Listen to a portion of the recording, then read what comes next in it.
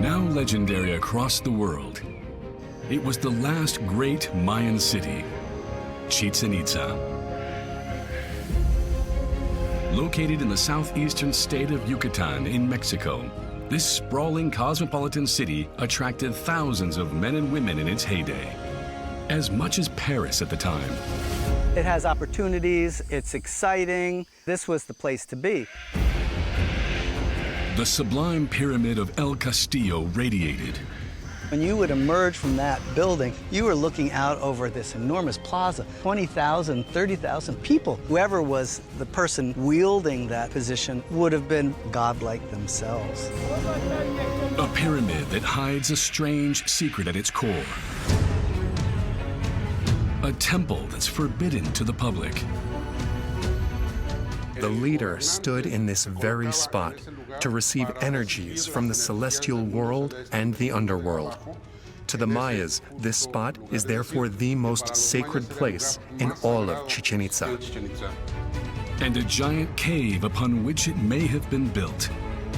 If that is true, it's going to be the foundational trait of all this city. They must have done everything from that cenote, and the archaeological elements there must contain valuable information to understand the city. This city-state was brutally ruled by a powerful military guild that never thought twice about spilling blood. Literally, you could stand here and count the number of human sacrifices. Probably in this case, there would have been hundreds, if not 1,000 or more skulls here. From human sacrifices to ingenious architecture, experts are about to take you deep within this incredible city-state, which marked both the zenith and the downfall of one of history's greatest civilizations.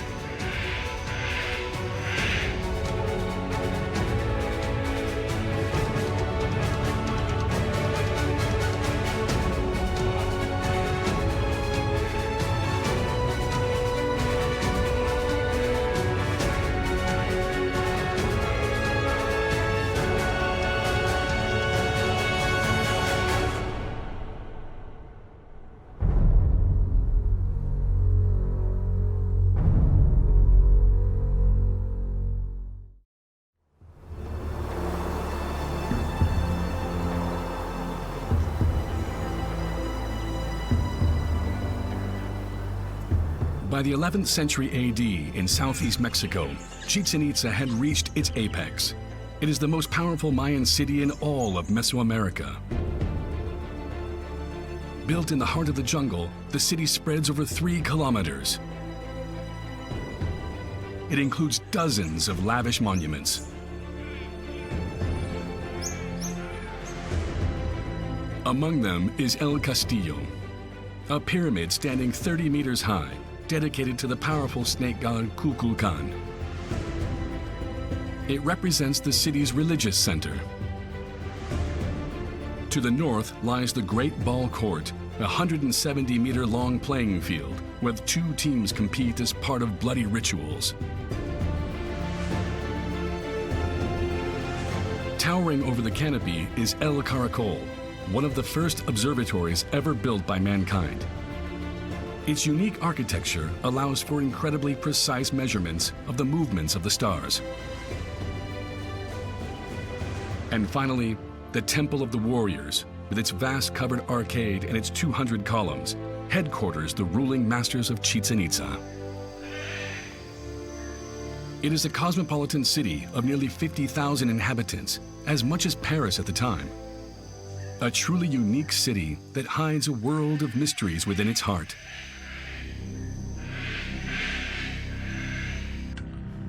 It is built over a network of underground tunnels that span kilometers, and caves so deep that even oxygen is sparse.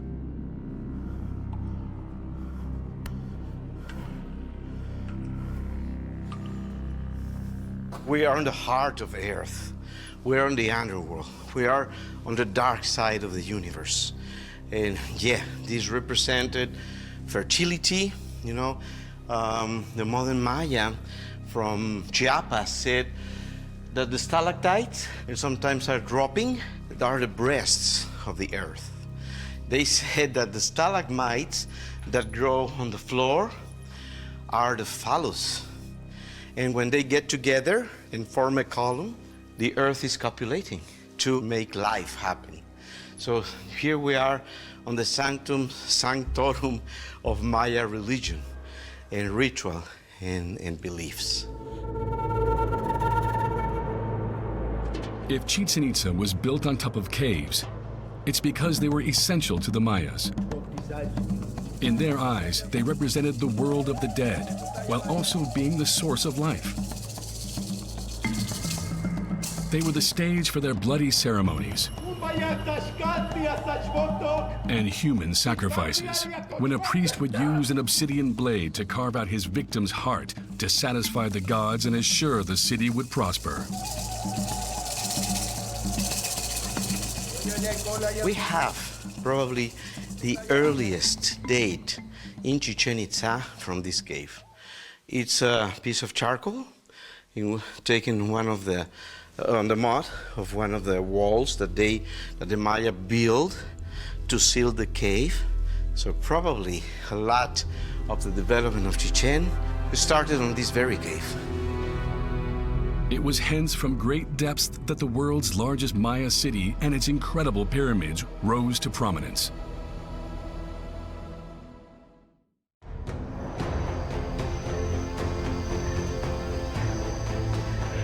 The year was 500 AD. In the heart of the Yucatan jungle, on wild virgin territory, men built the first huts and christened their new village, Chichen Itza.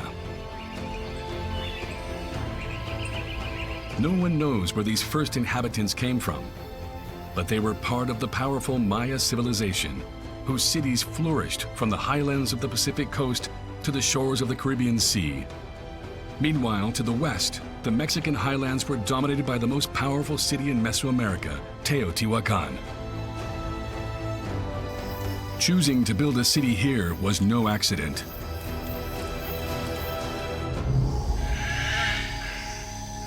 This vegetal desert, the porous surface of which allows no lake or river to form, is actually home to an abundant source of fresh water, the Cenote Sagrado. This enormous natural reservoir is 60 meters wide and 40 meters deep, formed by limestone that eroded with rainwater. A water source seen by the Mayas as a gift from the gods. I do believe that the first builders of Chichen Itza came here because of the cenotes. And this one in particular, the most important sacred cenotes in the Maya area. I believe this is the mother of all cenotes. If we're talking about ritualism, if we're talking about cosmogony, this cenote was used to give offerings to the gods. Many of the offerings which have been found within the sacrificial cenote come from cities in the southern lowlands. So it is very likely that people went to Chichen Itza as pilgrims. Pilgrims that would strengthen the ranks of the Chichen Itza population. And that's not all, because 700 kilometers away, a terrible drought struck the Maya plains. Tikal, Caracol, and Palenque, large cities with tens of thousands of inhabitants, experienced a mass exodus. Their all-powerful leaders couldn't soothe the anger of the gods.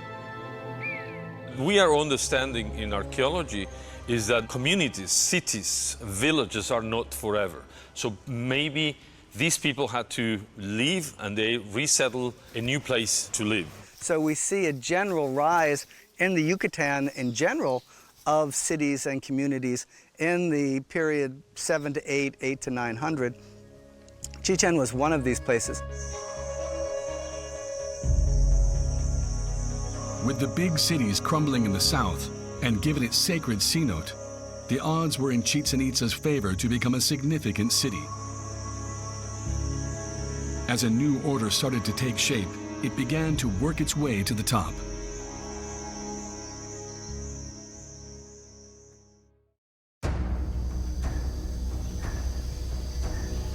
Back in the 8th century AD, Chichen Itza only comprised a few basic structures made of adobe and wood.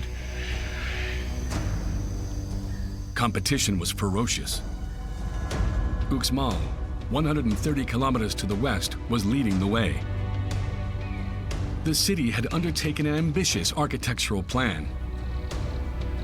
Temples, palaces, and pyramids were built to ensure its local supremacy. In the battle to be the best, Chichen Itza had no choice. It had to start building. Monumental architecture is something that human beings do. It reinforces religious ideology. It reinforces our identity as a people. Who are we? But also, it shows power to build these things, the energy to do it, the economic power to do it, and also the power of the state to create these kinds of structures. Buildings that, unlike the people's humble dwellings, were made to last because the people of Chichen Itza had a highly desirable resource: limestone. A large deposit was found right outside the city. It looks like they were carving this stone, which it was going to be probably a serpent head. Can you see the shape of the serpent here? You can see the mouth, the eye still visible somewhere. But it looks like when they were working it, it breaks. So they leave it. They leave the work unfinished. The hard work was not to extract it. The hard work was to carry it all the way to the site. You imagine how many people they needed and a special technique. Maybe they push this stone through rolls of wood, logs, so it could be manageable. But it's amazing to believe the big city of Chichen Itza is built with big pieces of stone like this one. Without the help of pack animals and using the sole strength of their arms, the Mayas crossed the jungle carrying the heavy stones for hundreds of meters.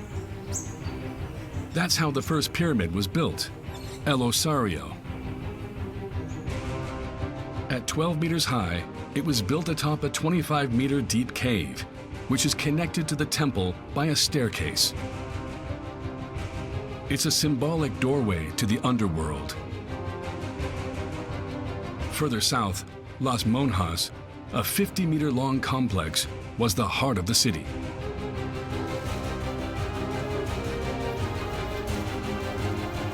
Its upper level was home to private apartments reserved for the elite, with long, narrow rooms. The Mayas were not familiar with keystones. The technique, which originated in the Western world, allows to distribute weight along the length of a supporting wall to create large open vaults. But the Mayas couldn't use corbelled vaults to distribute the weight. So even the elitist homes were cramped. Such was the price of durability. This construction system is extremely durable. It's over 1,000 years old. We can still see part of the paint that decorated the walls. This is a sign that their system worked perfectly. If their civilization had continued to develop, perhaps the Mayas would have figured out the solution, much like the Western world did. Below, buildings with impressive Puuc-style sculpted facades, characteristic of the region, may well have housed the city's most powerful members. Over the doorway, this feathery, kind of solary ring that's surrounding this individual, who's probably a high-ranking elite lord, if not one of the kings of Chichen. So here the Lord sits above in his throne or in this feathery space that's symbolizing an entrance into the underworld or a sacred mountain.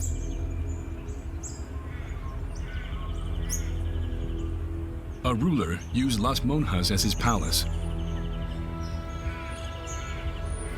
A pediment over one of the doors is inscribed with Maya hieroglyphics that provide precious clues to his identity. It's very common in Maya culture for the buildings or rooms to be inscribed with the name of their patron or the person who is tasked with an important ceremony. Here, everything seems to indicate this was someone very important back then, Kaku Pakal. Kaku Pakal, the first ruler of Chichen Itza, a man believed by the Mayas to be a living god, who also broke with the traditions set by many kings before him. It seems that power was shared by Kaku Pakal and Emil Kopol, his half-brother, and probably different members of a family. This may have been a reaction to the experience of the collapse of dynastic kingship in the southern Maya lowlands. People didn't want to make the same mistake and put power on several individuals rather than one.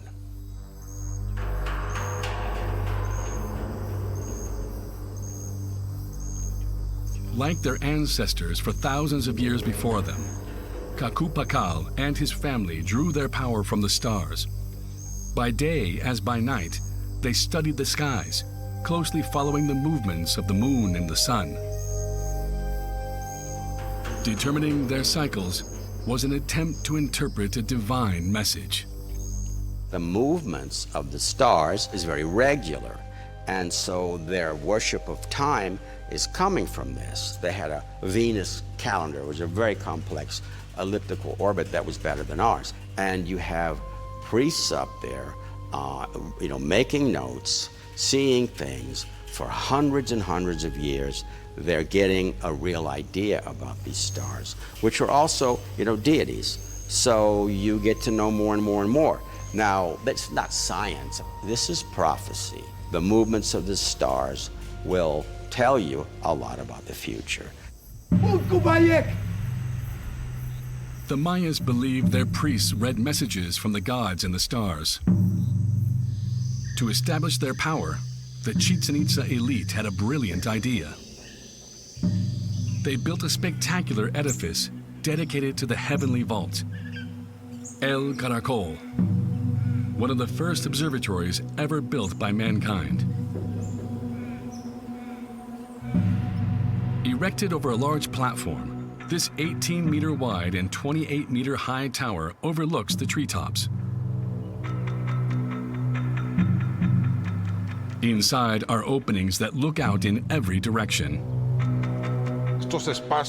These openings allowed them to observe the sunlight, the moonlight, and specific planetary constellations on the horizon at night, at sunset, and at dawn. For example, from this doorway, the sun traces a line between this opening and the opposing opening on the other side. That's how you know it's the winter solstice on December 21st. Heavily damaged, only 3 of the original openings remain intact today.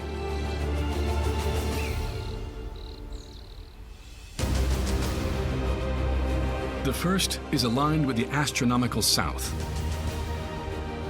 The second with the setting of the moon on March 21st. And the third faces the sunset on the autumn and spring equinoxes, as well as the northernmost position of the most sacred star in Maya culture, Venus. People have argued that the Maya had the original Star Wars because they used Venus in order to predict when to go to war and when not to. Venus was not the goddess of love, but a symbol of war. And so observation was more than just about the beauty of observing the sky. It was about controlling people, controlling politics, controlling the religious system, and so it's a powerful tool. On either side of the tower, 2 trenches trace its curve. Between 2 to 8 meters deep, their purpose remains a mystery to archaeologists. Recently, an engineer examining these decided that they were probably bases for moving screens. He argues that the Maya would have used gears and wheels in order to move these big wooden screens. These two screens could have been activated when needed. Moving the screens would have allowed for a greater number of precise observations compared to using only the naked eye. If that's the case, that would have provided another really powerful source of astronomical observatorially ability. Now again, that's speculative and is not being published or written up by archaeologists. However, those ditches or those areas do exist, and an explanation is needed. With its one-of-a-kind Maya observatory and all its lavish monuments, Chichen Itza quickly rose to power in less than a century. But there was one essential developmental component the city was missing: control of precious commercial routes. The masters thus launched an offensive in the north, near the port city of Islas Cerritos.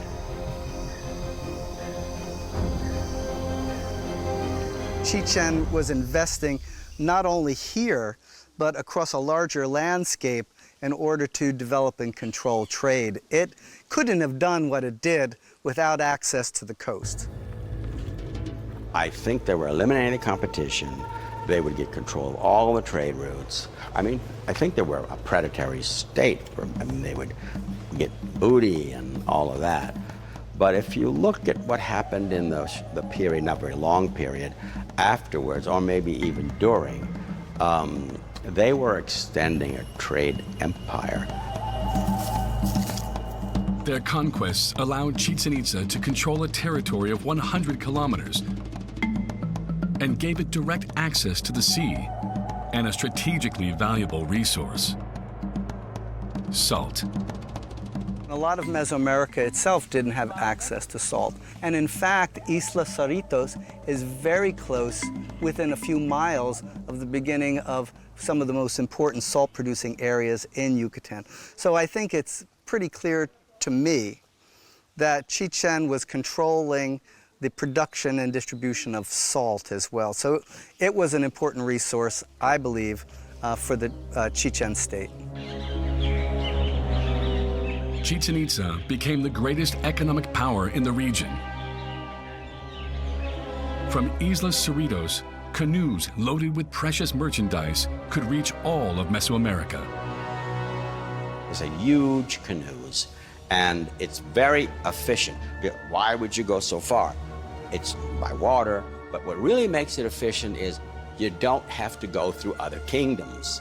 We're gonna give you lots of trouble. You can swing out into the oceans. And what Chichen did was, in order to acquire and move these luxury objects, Chichen established coastal ports from Belize to the Gulf of Mexico.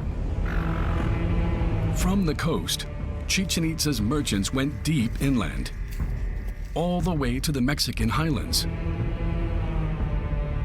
A journey that took them some 1,500 kilometers away to Tula, the powerful Toltec capital. The ensuing encounter was about to completely transform Chichen Itza.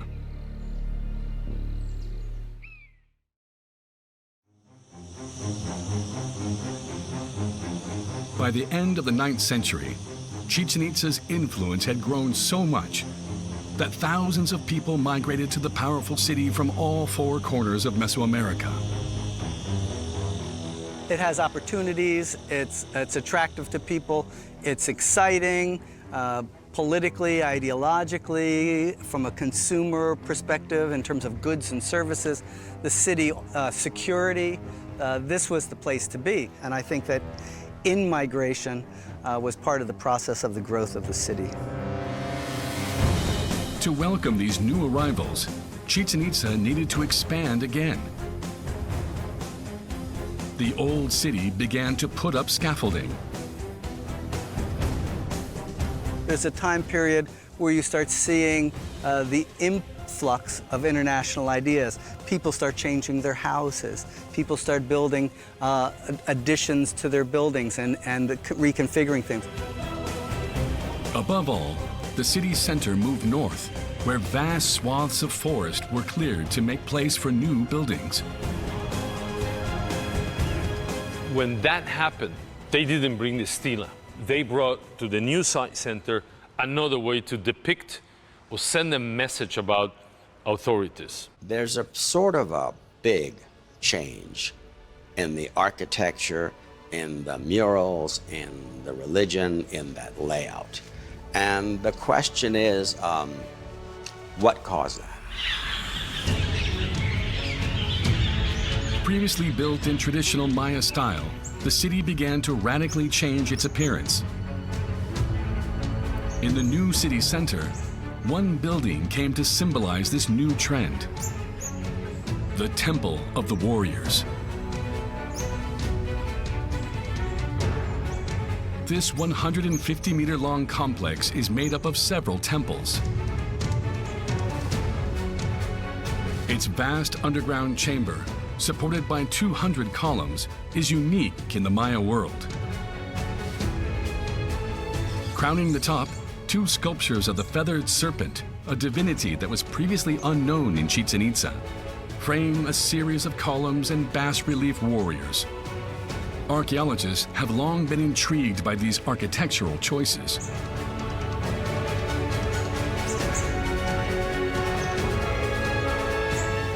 The structure of the platform, the central stairway, the use of columns in front, this open space, the Venus figures, the feathered serpents, all of that is similar to what we see at Tula. Tula's Pyramid B, in the former Toltec capital, inspired the design of Chichen Itza's Temple of the Warriors.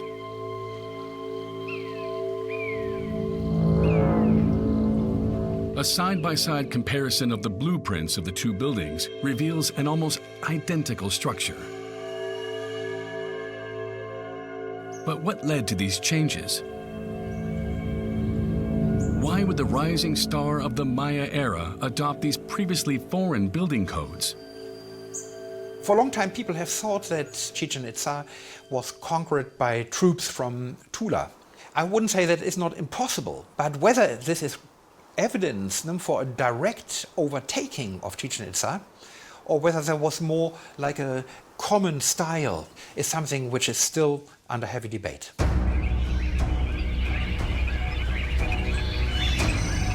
Whether a Toltec invasion took place or not, there's no doubt that the two cities are closely affiliated. Chichen Itza adopted the codes of its distant Mexican cousin. A change in style that coincided with the death of Tikal and a comprehensive reorganization of power in the Maya city. There's clearly a shift in the political organization. This divine king is no longer celebrated. What we see is the celebration of warriors. So it's probably a place where the social groups, the different warrior societies, came, interacted, carried out their official business, and it probably was exciting for young men to have an opportunity to publicly display their military prowess and abilities. So in some ways, I think this was a place where people could increase their social status by participation. The Temple of the Warriors became the symbol of the new masters of Chichen Itza. A powerful guild of soldiers that planned to impose their will upon the city and beyond. Once admired, Chichen Itza was now feared.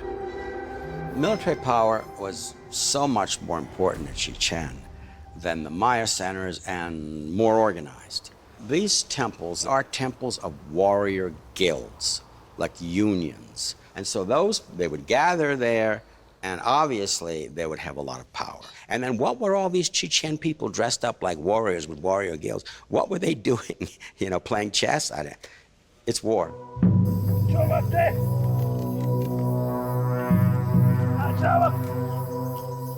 What they were doing was, in essence, building a military order in order to carry out the socio-political agenda of the state. And part of that agenda was warring against local communities, terrorizing local communities, bringing in tribute from other towns and communities around, expanding the power. The powerful Chichen Itza army bended the neighboring cities to its will. Ekbalam and Uxmal were vanquished. The few survivors were bluntly herded to the city. Thrown into confinement cells, they waited to be sacrificed. Not far away was another prominently located and highly visible building, the Zompantli, which was adorned with thousands of carved skulls. There are sticks going through the skulls so that they would have actually been, if you had seen them, they're depicting skulls one on top of the other. So this is actually a basal platform, or a platform that would have supported a large wooden rack. And the wooden rack would have been filled with human skulls. The prisoners didn't have long to wait. One after another, they were offered to the gods. They were beheaded swiftly and without ceremony. On these buildings, there are individuals that are walking with trophy heads. So you can see warriors actually holding the heads, probably the heads that would have been displayed on here. There are also depictions of eagles and jaguars holding human hearts, which suggests that part of the ritual involved with this would have entailed removing the heart from these victims. So this is a giant operation for human sacrifice. So whoever would have come here, both the citizens, visitors, whomever, would have been able to see here a visible image of the power of the state. Literally, you could stand here and count the number of human sacrifices. Probably in this case, there would have been hundreds, if not 1,000 or more skulls here. A macabre spectacle meant to remind all of the fate that awaited Chichen Itza's enemies, and which once again had Mexican origins. They don't have Zompantlis everywhere. They're quite rare in the Maya lowlands. A Zompantli is a symbol of sophistication. It distinguishes Chichen from other Maya cities because Chichen represents the pinnacle of this kind of international culture, internationalization that's going on here. But a reign of terror was not enough. In this cosmopolitan city, where cultures and languages mix together, everyone has to be on board. To that end, what better than a new place of worship? Dominating the main square, a pyramid 30 meters high and 55 meters wide became the new religious center of Chichen Itza. El Castillo, a building at the service of power. You can imagine this is a theater. This pyramid doesn't sit like back somewhere hidden. Everyone always thinks of this stairway because when you would emerge from that building, you were looking out over this enormous plaza.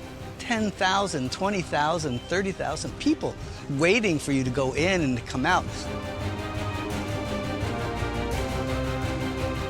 Imagine dressed up as an ancient Maya of Chichen, rising up those stairs on those days. The heavens, the universe is interacting with you and with this person. That's really powerful. That whoever was the person wielding that position of authority on the landscape would have been close to the gods, if not godlike themselves. Here, thousands of faithful followers worship the new god of the city, Kukulkan, the feathered serpent.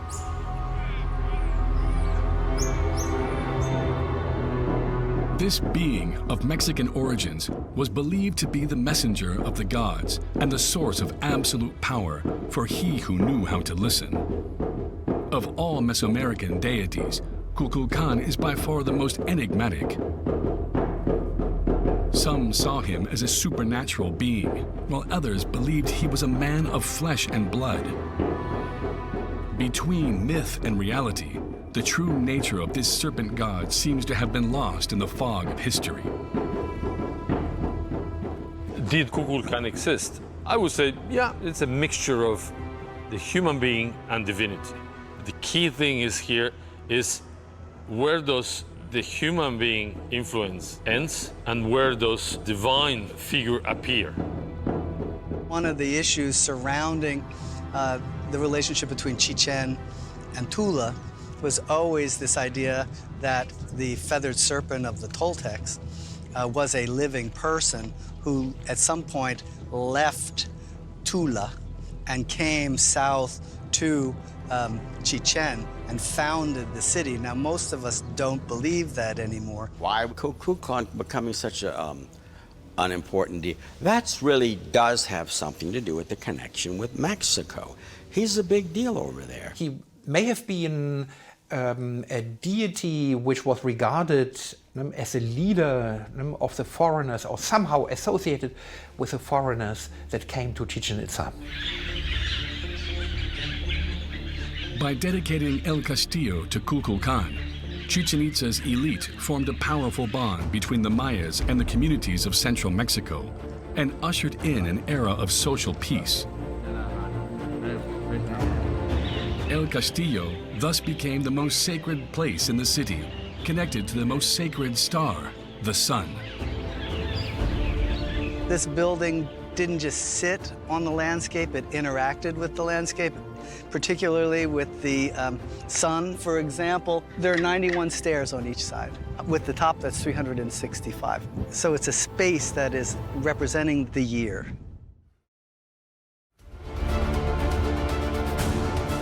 The solar cycle is at the heart of El Castillo's mechanics. On the spring and fall equinoxes, the sun casts a shadow on the rail of the temple staircase that reveals a serpent made of light. A magical spectacle that marks the start and the end of the rainy season. During the course of the day, as the sun moves, the balustrade actually looks like a writhing serpent. And in the morning, it comes down from the heavens, and in the evening, it ascends back up into the heavens. So these balustrades are not simply architectural. Again, they're cosmological, right? Measuring time is at the heart of Maya cosmology. And in Chichen Itza, El Castillo is the key. In 1930, archaeologists made an incredible discovery.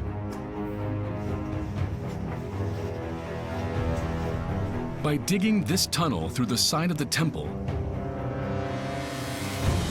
they discovered a second pyramid. This one 16 meters high and structurally identical to El Castillo. At its summit, in the belly of the Great Pyramid, was an exceptional temple, forbidden to the public.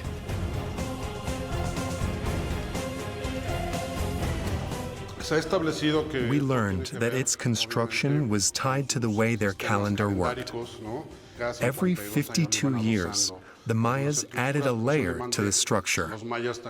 We're here in the second one, and it's very likely that beneath us lies the first construction level of the structure. 52 years, a length of time that's far from arbitrary. Because the Mayas actually used two calendars. The Hab, which is comprised of 365 days, symbolizing the solar cycle, and the Tzolk'in, a ritual calendar of 260 days divided into 13 months of 20 days each. 3 wheels of time that synchronize exactly every 52 years. By building their pyramids like Russian dolls, the Mayas prevented pillaging of the pyramid preceding El Castillo, a temple that hides one of the greatest treasures of Mesoamerica, the Red Jaguar throne. The jaguar is the symbol of the underworld. The leader stood in this very spot to receive energies from above and below, from both the celestial world and the underworld. To the Mayas, this spot represents the most sacred place in all of Chichen Itza, a place where only the leader of the city was allowed to enter.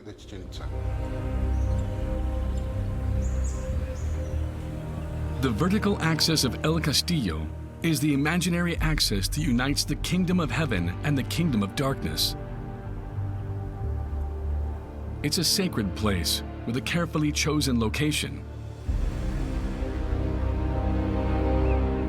For El Castillo is located at the exact intersection of the four cenotes that surround the city. Sagrado in the north, Cholok in the south, Canjuyum in the east, and Holtun to the west.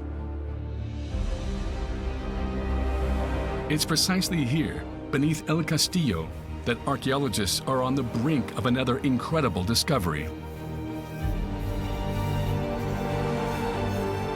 Using electrodes, they discovered a 20-meter high and 30-meter wide cavity, a mere 5 meters below the surface.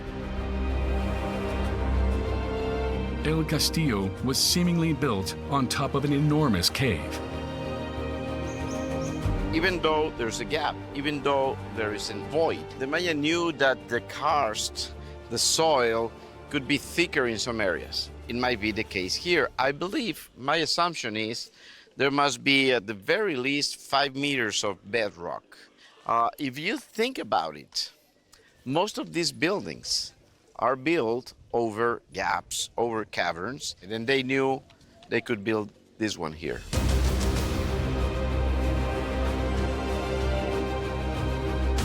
Only new excavations will determine whether there really is a fifth cenote here.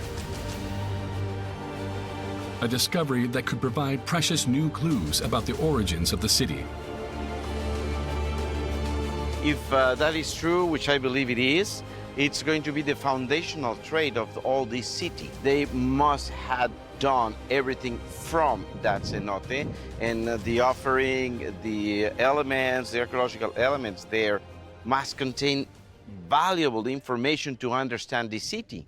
Obviously, if there's a cenote underneath the pyramid, that's super cool, because that means that this building is in fact sitting on the direct portal to the underworld.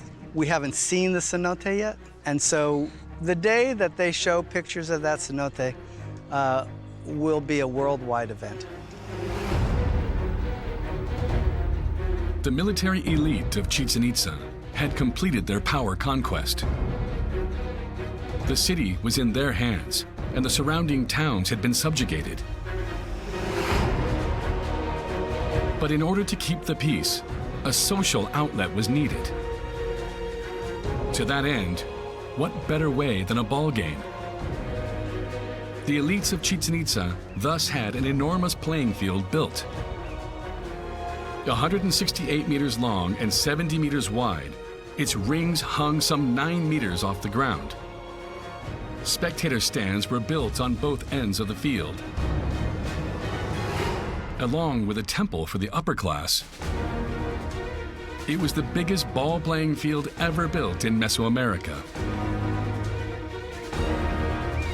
The idea of building a ball court like this is saying we're the most powerful city-state in Yucatan, and there's no one who could compete with us on the playing field or building a playing field like this. This is an important political statement.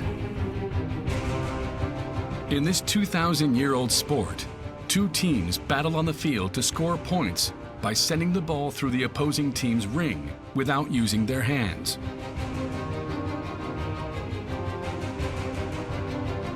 Sports are a way for society to interact with each other without going to war. They can compete on the playing field, and I think that they were doing that here.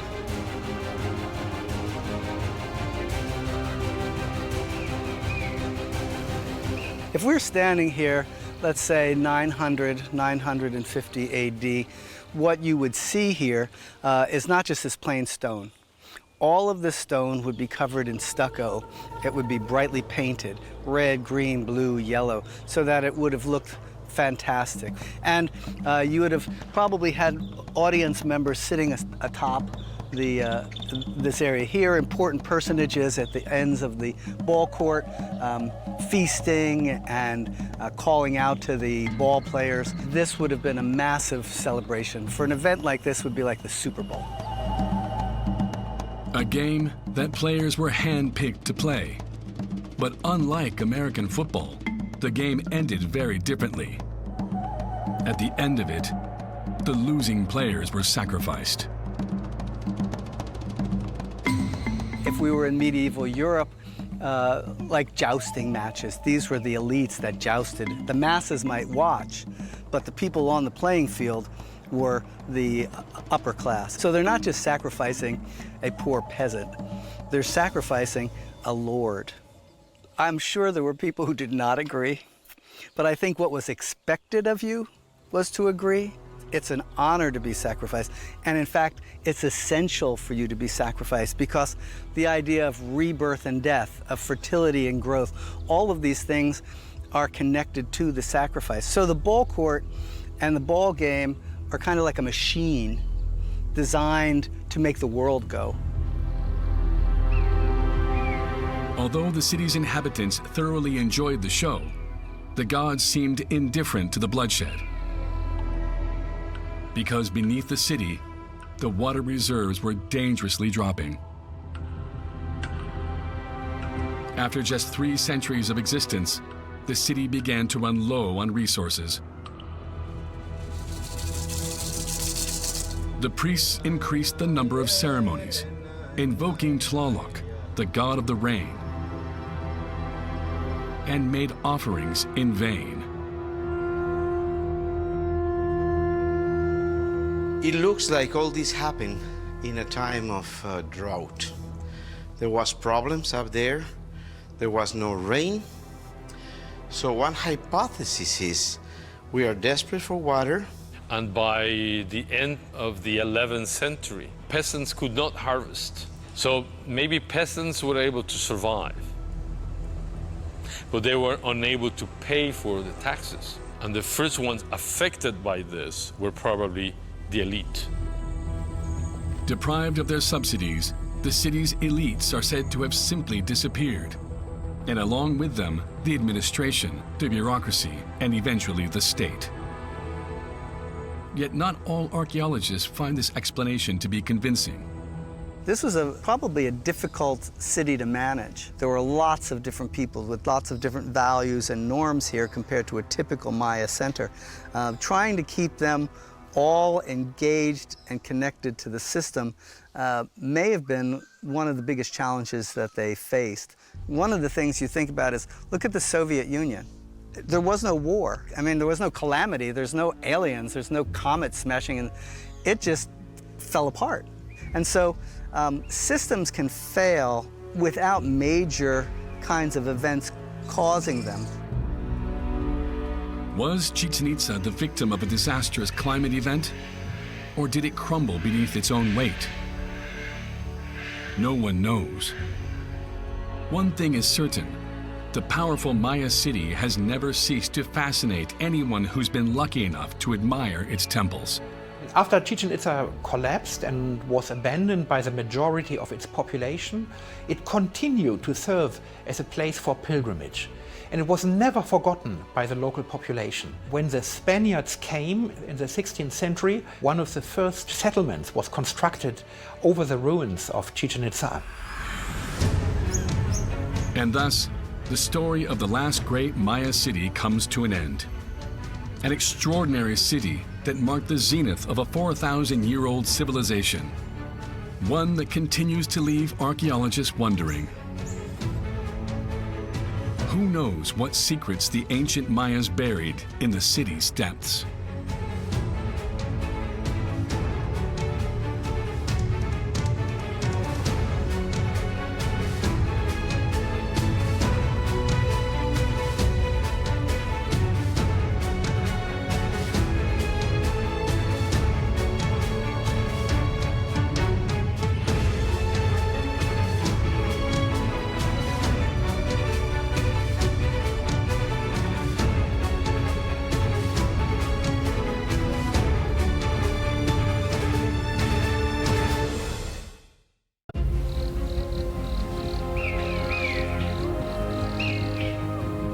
Who hasn't dreamed of these pre-Columbian temples? Of these faraway lands filled with legends? Who hasn't wanted to wander, guided by the sun, through the heart of Maya country? Tikal, Guatemala. This city, a genuine treasure of mankind for over 2,000 years, has been captivating visitors ever since it was rediscovered in the 19th century. The way they build these huge, tall, incredible structures. Imagine these buildings more than 1,000 years and they're still there. That's impressive. But it wasn't until very recently that experts made astounding discoveries thanks to state-of-the-art technology. An aerial laser system is undertaking a scan of the jungle, revealing that Tikal was once a sprawling sovereign city comparable to ancient Rome. It's the size of what is now Guatemala City. And Guatemala City can host at least between 3 to 4 million of people. At 70 meters high, Temple 4, the second highest pyramid ever built after Giza, hosted gory sacrifices. At its base, a hidden tunnel unveils the secrets behind the extraordinary ingenuity of the Maya civilization. You can make jokes to the Egyptian archaeologists when you see them about their sad little pyramids. A gigantic citadel buried some 10 kilometers from the city center. Fratricidal wars, a voracious appetite for sacrifices, architectural genius, and a mastery of science and astronomy. All part of the Odyssey of Tikal, the most bewitching Maya city and of its builders, from its expansion to its mysterious disappearance.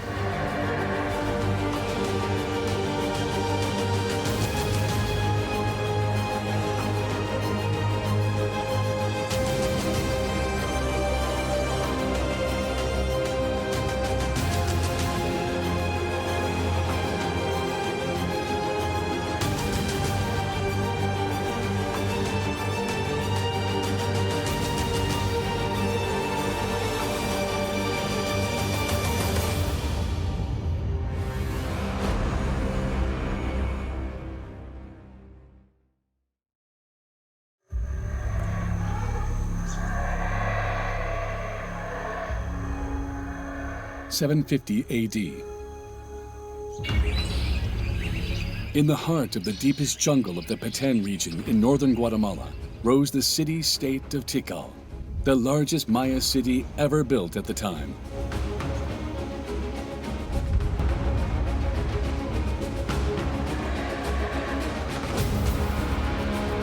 A sprawling city with multiple areas.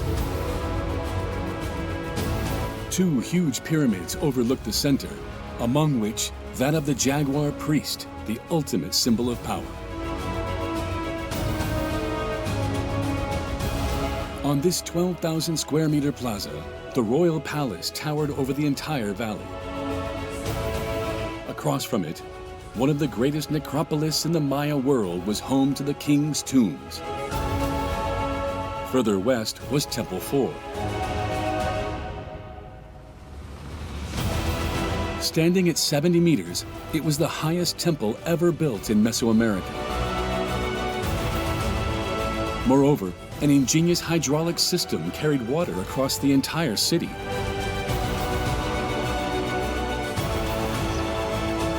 All of this brilliance was at the service of the most powerful Maya kings, considered gods among men. This is where they flaunted their power in front of hundreds of thousands of people during massive ceremonies.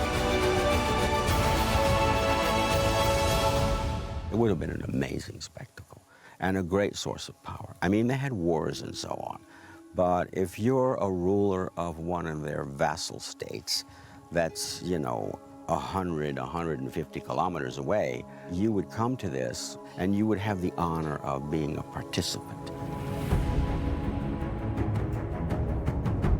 The theater is the thing. It is not reinforcing power. It is a great part of the power itself. The kings exerted their power over a plethora of Maya cities that were under their rule. And yet, in just a few decades, the mighty Tikal would mysteriously sink into oblivion.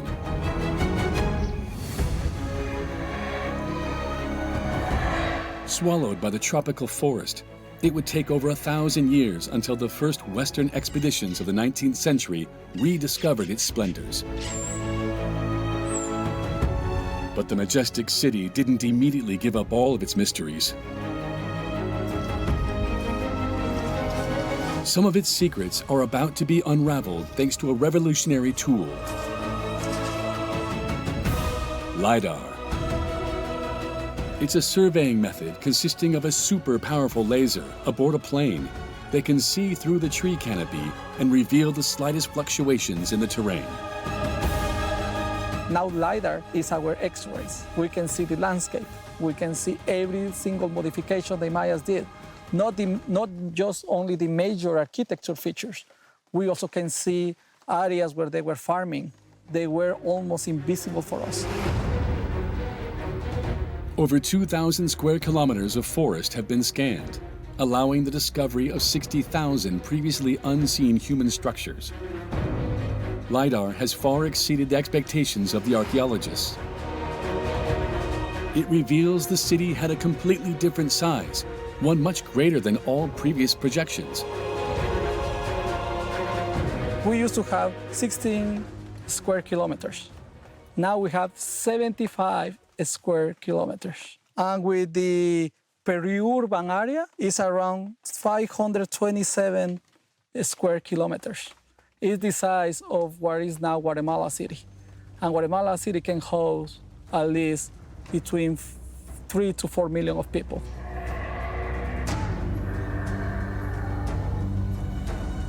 This discovery gives rise to several new questions.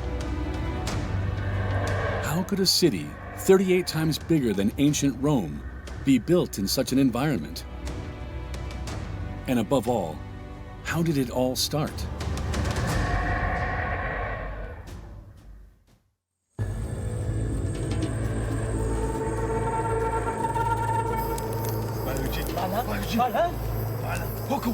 Around 800 BC, a first community made its way to this steep location overrun with vegetation. Yet it was there, in the middle of the jungle, that these nomads chose to settle down. Where do they come from? That's a puzzle. All the Maya territory was in movement all the time.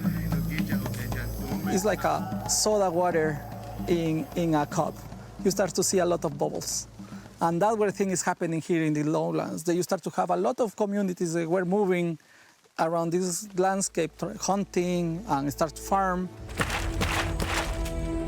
These first inhabitants were soon joined by others that swelled the ranks. What was a simple community turned into a village. Tikal was born.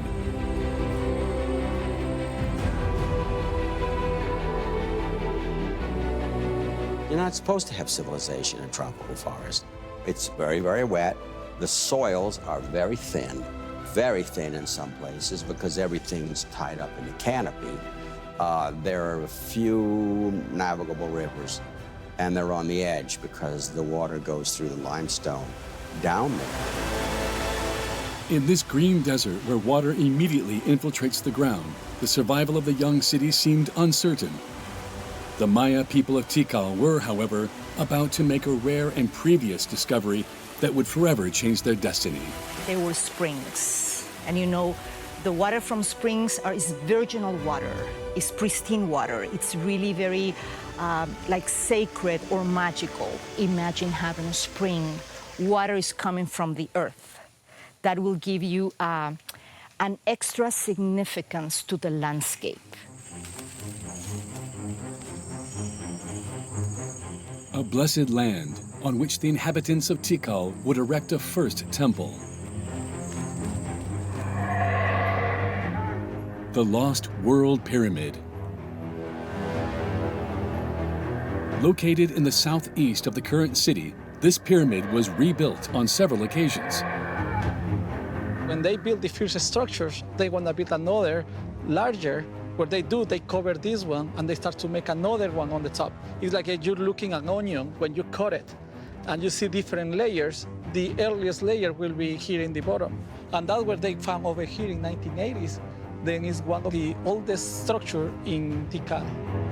This 30-meter pyramid actually conceals 5 other older ones. The first was built in 600 BC. It was only 3 meters high and 24 meters wide. Despite its modest size, it became the nerve center of the Tikal community. From the top, priests used to observe a spectacle orchestrated by the gods themselves. The heavenly vault and its myriad of stars. You have priests up there, making notes, seeing things for hundreds and hundreds of years. They're getting a real idea about these stars. The movements of the stars will tell you a lot about the future. They also tell you when maybe you need to do some rituals or sacrifice. Being able to predict the future was the key to the immense power reserved to the local elite. A power for which they acquired knowledge about the cycles of Venus, the moon, and the sun. In Tikal, the king star would even condition the construction of the city center.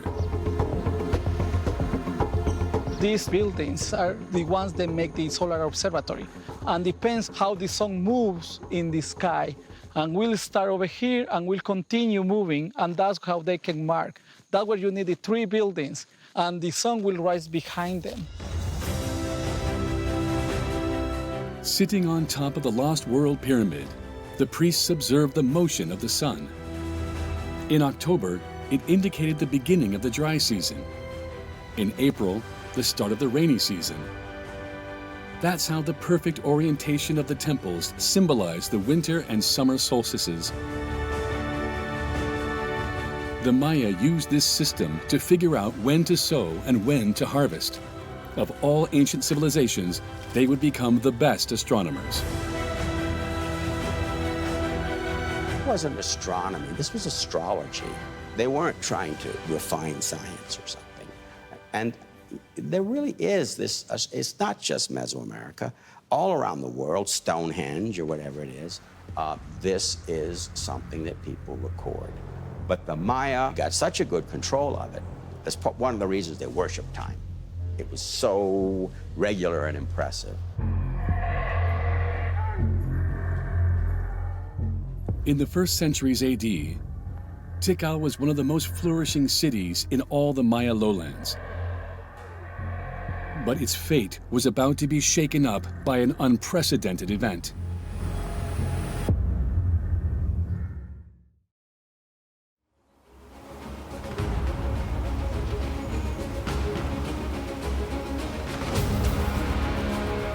Fourth century AD. Central Mexico. Teotihuacan. The largest Mesoamerican city ever built. It was the capital of a mysterious civilization looking to stretch its empire and take possession of the riches of faraway Maya territory. Tikal was a city that was highly cultivated. It was a very sophisticated city, and Tikal remained as a leading power in the Maya lowlands and was very attractive for Teotihuacanos. January 378. Men traveled across the arid lands of Mexico towards the Petén. They were Teotihuacano soldiers equipped with the best weapons of the time. The event is narrated on a headstone in Tikal. The text on Stela 31 tells us that in 378, at the same day when the foreigners arrived, the king of Tikal died. This is clearly not a peaceful arrival of just a few merchants. We are talking about soldiers here. And they established a new dynasty. Teotihuacan seemed to have subjugated Tikal. But not everyone agrees. I tend to think that it may be a bit exaggerated. I mean, you know, it's not like now. It's like Napoleon said, armies, you know, travel on their stomach. There's a lot of people who come along to help, support. You better show me, you know, commoners, pottery, the people that came with them. And we don't have anything like that yet. While no archaeological evidence confirms the invasion of Tikal by Teotihuacan, other elements have shown that the two cities maintained commercial ties well before 378. Then what role did the Teotihuacanos play in the Maya city? Thanks to LiDAR, and for the first time ever in Tikal, archaeologists are about to unravel its mystery. LiDAR is showing that before they thought there was a natural hill, now you can see it's very similar to La Ciudadela of Teotihuacan. And that's where we think that maybe it was a Teotihuacan barrio. Some 1,500 kilometers away, the Citadel is one of the three major temples in Teotihuacan. It's a gigantic structure comprising a surrounding wall, a vast courtyard, and a temple. Its shape is strangely similar to the image detected by LiDAR. A few hundred meters from the center of Tikal, in the midst of the tropical forest, initial excavations seem to confirm the archaeologists' hunch. This is the eastern structure facing west, and this is the area that we think is very similar to Teotihuacan. So we want to prove these people, they have the knowledge of Teotihuacan, they know the culture, they know how to build these structures, they know the meaning of that kind of architecture. And that's what we are trying to prove with this excavation. Pending the results of these excavations, other elements prove the influence of the remote central Mexican capital. Near the Lost World Pyramid is a temple that has Teotihuacan written all over it. This is how we call it in Mesoamerican architecture, talud tablero. It's a type of architecture that is very common in Mesoamerica. Then you're going to have a talud. There is this wall over here, and a tablero that you can see it here in the top. Now we only can see the stones, but before, like 1,000 years ago, these structures were painted and covered with a plaster. Most of the buildings here were painted in red. And sometimes the tableros were used also to depict some type of art. Already widespread in Teotihuacan, the talud tablero technique became highly popular in Tikal. The people from the ancient Mayas, they knew about the symbolism of this type of architecture. And the elites from here tried to emulate those type of architecture. There was a fashion, but also was make the tight connections between them and the elites of Teotihuacan. Now an ally of the most powerful city in all of Mesoamerica, Tikal became the nerve center of Petén and extended its influence all the way to Copan. But the domination was short-lived. In fact, 2 centuries later, when the Teotihuacano Empire collapsed, a weakened Tikal was conquered by a rival city, Calakmul, located about 150 kilometers to the north and led by the Khan dynasty. Destitute of its prestige, would Tikal ever rise from the ashes?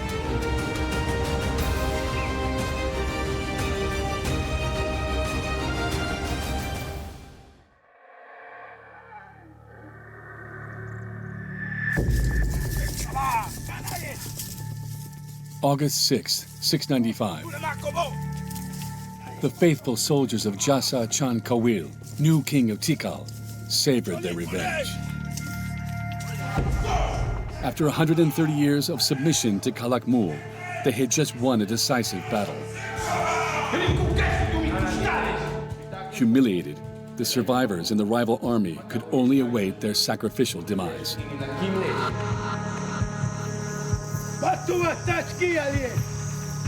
To mark his victory, Jasa Chan Kawil ordered the construction of 2 gigantic temples.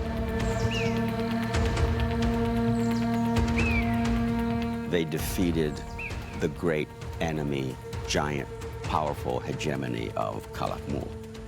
And he wanted to make a statement. We're back.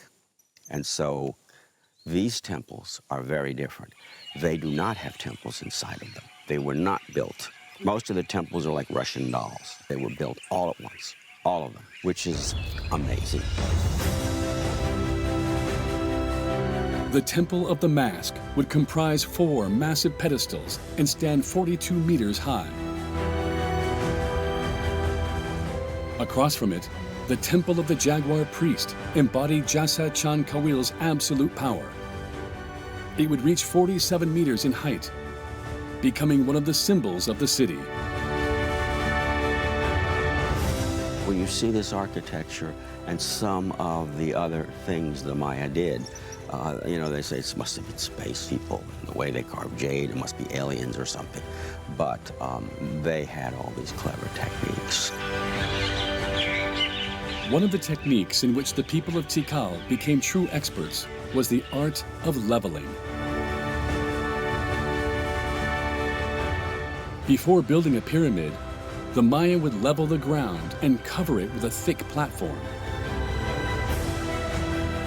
One of the things that people don't realize about Tikal is that the massive amount of labor that goes into platforms. This whole area looks nice and flat. It's an enormous platform. But what is really impressive is that the whole area of the site is a series of platforms. For the main plaza, the Maya built no fewer than 12,000 square meters of platform. It took about 16 square kilometers of it to level the center of the city. These platforms and pyramids, however, required astronomical quantities of material. They also represented a considerable technical challenge for a people that didn't master metalwork. Luckily, the subsoils of Tikal were packed with an easily accessible and endless resource: limestone. The Maya exploited the limestone in different ways, not only for construction material, but also for tools. The core of the limestone, it's very hard. So they created axes, they created hammers, they created spears. They used these tools to extract the millions of tons of stone needed for their colossal construction sites. So they design the trace of the stone that they want to cut, but also they burn the limestone in order to create plaster to cover all the walls. That is showing us the knowledge and sophistication that the Maya achieved by controlling and using this material. The Maya had to carry the carved stone on their backs, as they didn't have beasts of burden. Yet it took them less than 2 decades to complete what would become the new city center. An enormous endeavor carried out by thousands of workers. This is something you do for the Holy Lord. And it wasn't because they were forced to do it. They had captives, but they didn't have a lot of slaves. I don't think anybody was coerced. We find that hard to believe, but again, they were devoutly religious. Atop this new pyramid, and away from prying eyes, Jasa Chan Kawil was about to perform a sacred ritual. A self-sacrifice during which he pierced his own penis. The ensuing blood was thought to have prodigious virtues. Blood is the absolutely central element to all their thinking. That blood is what connects him to the ancestors and also the deities. And then he'll see the vision serpent or have some other hallucinations. That's what connects him to the future. As he predicted the future to his people, Jasa Chan Kawil became more than a prophet. He was the earthly envoy of the gods, the key to holding infinite power. This was the big, highest ritual of the Maya. This is when they would have thousands of people, tens of thousands of people coming in from everywhere. And then the king would come out, and this is what's really amazing, especially here with these steep temples. The Temple of the Jaguar Priest was conceived following a very specific design.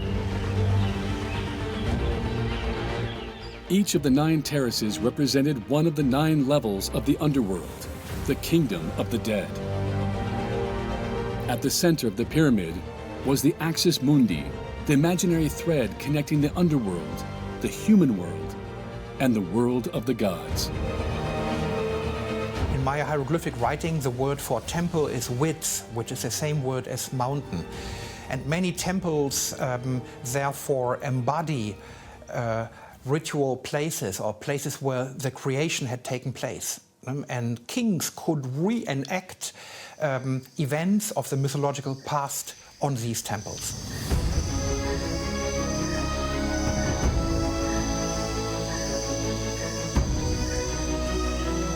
But in the meantime, it was south of the main plaza that Jasa Chan Kawil would reign over the world of the living, in a palace overlooking the entire valley.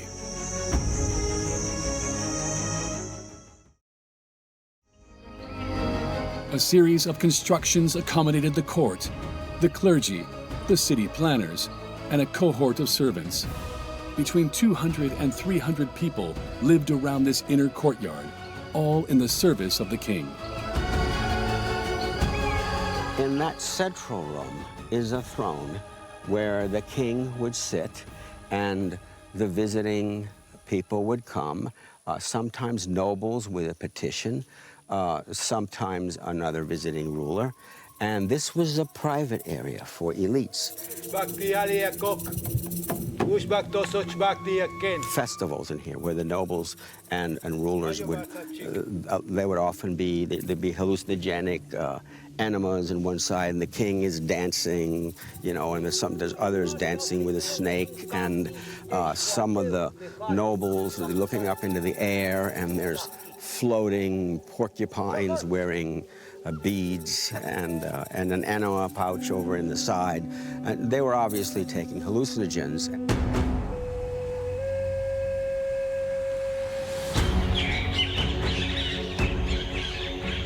Initially 3 stories high and 215 meters long, the palace was a maze of long and narrow rooms.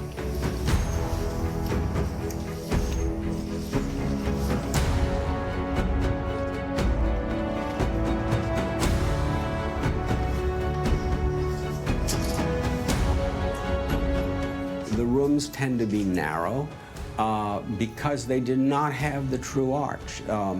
They had the corbelled vault, they call it, which the stones, it's like a child with blocks building. There's a stone, and then another one closer, another one closer, another one closer, and a capstone. So it's unstable, there's a tendency to collapse. That's because the Maya didn't know about the keystone. Well known in the Western world, that technique allows to transfer the weight of an arch to the retaining walls. But since the Maya used corbel arches, nothing allowed the forces to be distributed. This sort of long, narrow, high style that was really a result of, technology, they embraced it. And so they built their temples that way, with the roof combs and so on. Because there would be wooden things to sit on with beautiful pillows and curtains, and it would have been a beautiful little room. The year was now 734 AD. It saw the death of Jasa Chan Kawil after a reign of 5 decades that left a profound imprint on the city.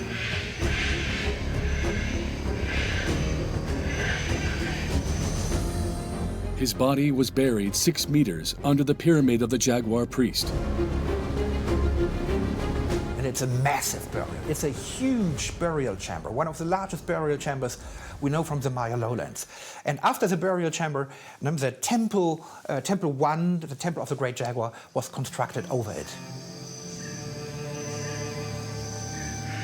Jasa Chan Kawil thus joined the pantheon of the kings of Tikal. Before that, about 20 of his predecessors had been buried just a few feet away in the North Acropolis. During a lavish ceremony, the deceased was groomed for his final journey. Luxurious offerings demonstrated his rank.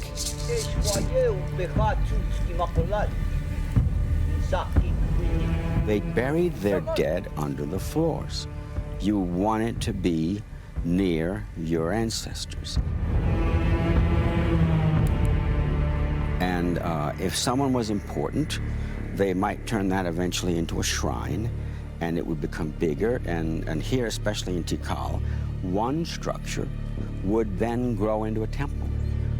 This is one of the great unique things of Tikal, that you have one place where they are all buried. It's a cemetery of kings. About 100 temples were built on top of one another over the course of centuries. Some of them covered monumental sculptures of Shak, the rain deity. Tikal reasserted itself as the staple city of the Peten. Its future king would have to defend that status, which aroused the envy of the neighboring cities.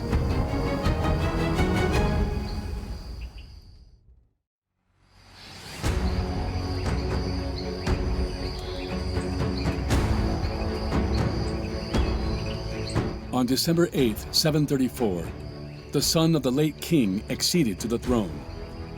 His name? Yikin Chan Kawil. Yikin Chan Kawil must have been a great war leader. He had ambitions to enlarge the territory that was controlled by Tikal, and he directed his military attacks against former vassals of the Khan dynasty. So what he did is he completed the work which was begun by his father.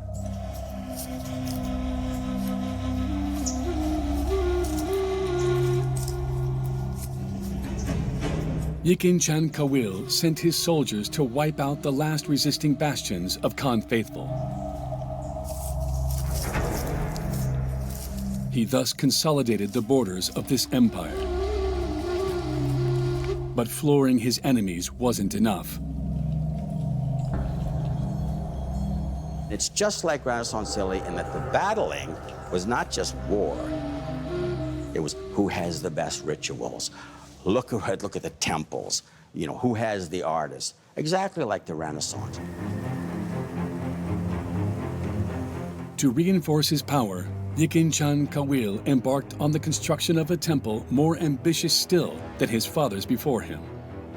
Temple 4. Now covered in jungle green, it peaks at 70 meters. It is the highest temple ever built in Mesoamerica. The inclination is really, really steep. And the amazing thing is these steps, they go down like 200 meters. And the king would genitally bloodlet. Imagine if you had just lost liters of blood, and then you would process with 200 pounds of equipment down these stairs in a dignified way. And they had to train the princes probably from the time they were 5 or 6 in doing this.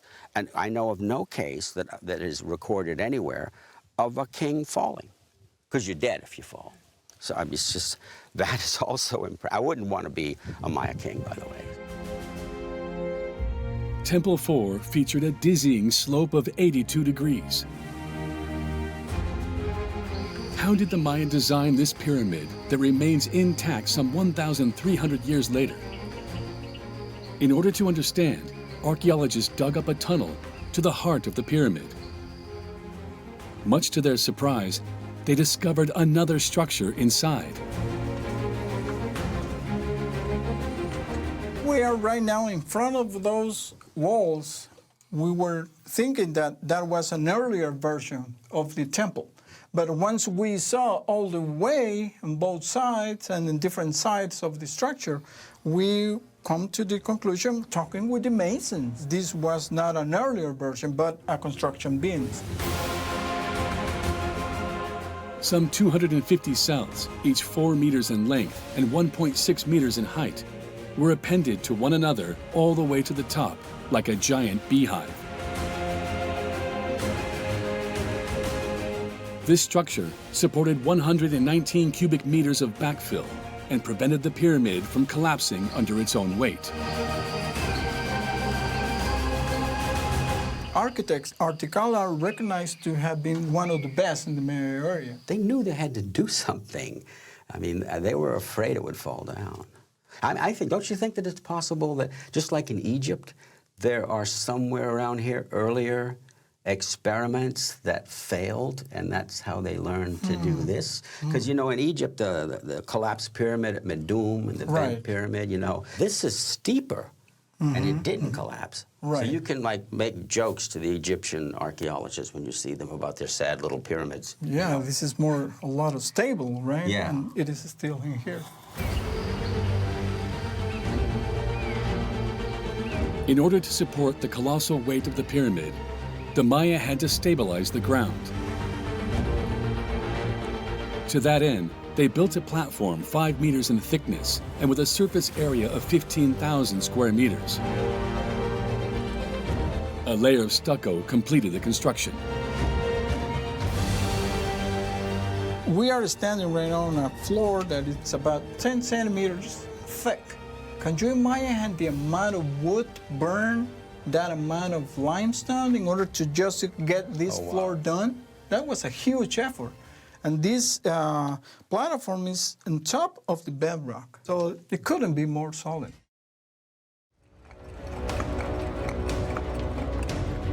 It would take the Maya workers less than 10 years to build Temple 4. An absolute feat. That's very fast, you know, because the Egyptian pyramids, they would sometimes build it just when the next pharaoh was born. They would start building it. It took so long. Yeah, it's incredible how the ruler was concentrated with such an amount of people and resources, and how sure he was that he was going to make it. I mean, once you began, that is not something, oh, okay, I'm going to leave it just like that in the middle, or a third, or 1/3, or 2/3. Once you are on the enterprise, you need to finish it, and he made it. The construction of Temple 4 marked the apex of the city. Based on the latest estimates, its population then reached 60,000 people. This required enormous water and food resources. If you really want to have these huge cities, you have to make sure that there's water available for everybody. And you don't have to walk 5 kilometers to bring a jar of water. It was obvious that the city couldn't solely rely on its single source of water. The Maya, hence, had a brilliant idea. Using the inclination of the squares to collect precious rainwater. This park was open to the public. They hired an Italian company whose specialty was hydraulic systems, because they wanted to make sure that when it rains, water won't interfere with the visit. And we were impressed to see that the set of canals these Italians put in the park are exactly on top of the hydraulic system that the Maya chose more than 1,500 years before them. The water collected was transferred to a reservoir. Crates filled with sand were used to filter the water and make it drinkable. When we find out, we were very excited because we have no other reference like that. We have no other mention of any other reservoir that has this upper tank filled in with another sediment different from the local material, that it's very, very, very likely it was used as filter. The water was then transferred further down in gigantic terrace tanks with a capacity totaling 900,000 cubic meters.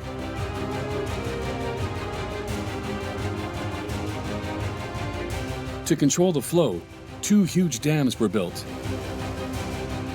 80 meters wide and 10 meters high, they were carved out of the rock and ended with a wall. Blocked with wood or stone panels, the pipes, 30 centimeters in diameter, allowed to check water quality in each basin. This complex system required a significant workforce. State will be in charge to keep them working, to keep them clean. Therefore, if they do that, they will have the control to tell who can go to these reservoirs, how much water can you take, and all that.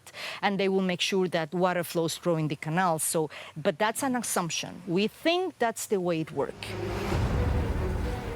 The Maya were able to take advantage of a hostile forest and steep terrain. Pre-Columbian cultures, they were the first landscapers. And if you look at all the maps of the Maya cities, they have like a very good order in organization and in the settlement pattern space they're using.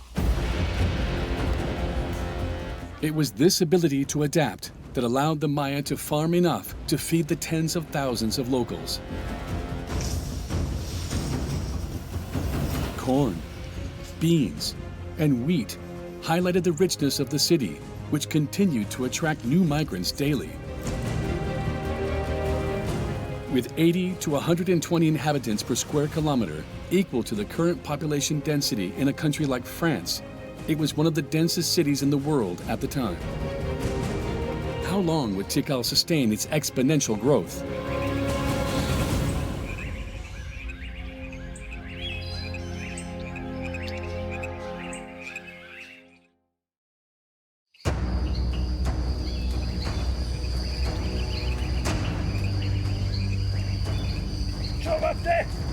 By the middle of the 8th century, the city had vanquished all of its enemies. It dominated an enormous territory, stretching from Calakmul to Naranjo.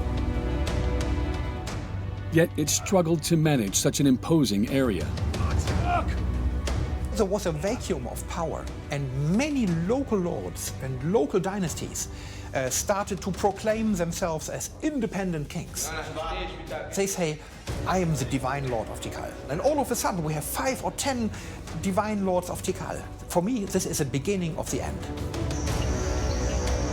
Politically weakened, Tikal would have to deal with a new challenge: an unprecedented drought.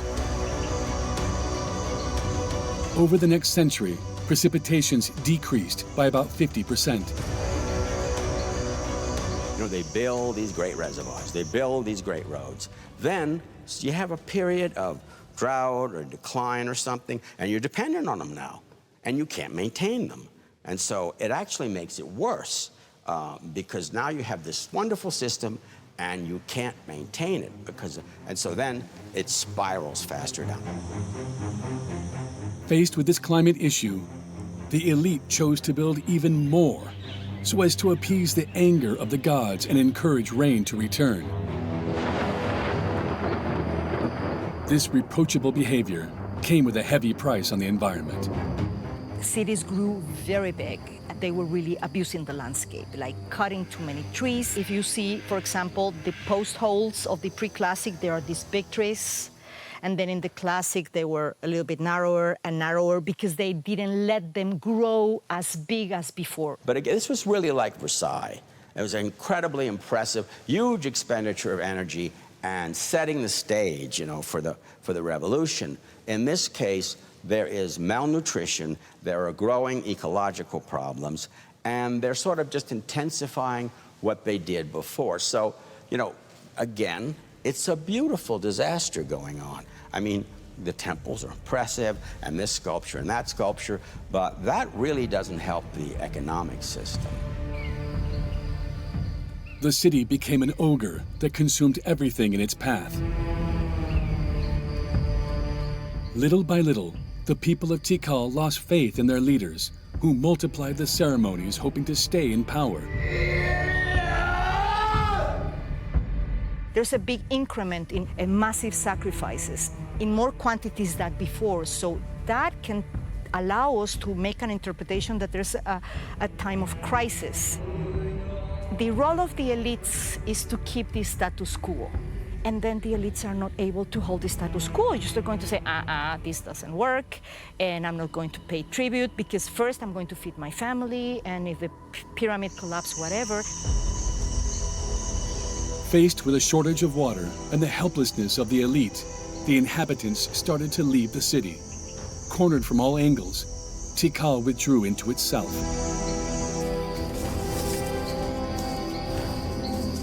Thanks to their use of LiDAR in the jungle, archaeologists have discovered the traces of the city in dire straits.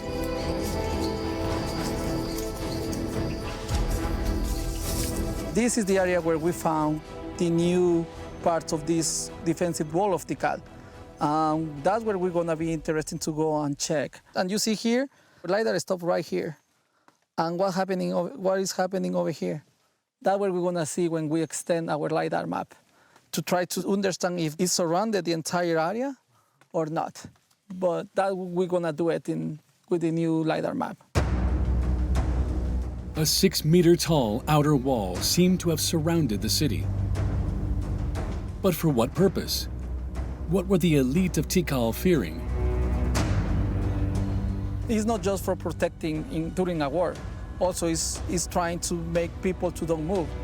Like also, you can stop some type of migration. We know the Mayas migrate a lot.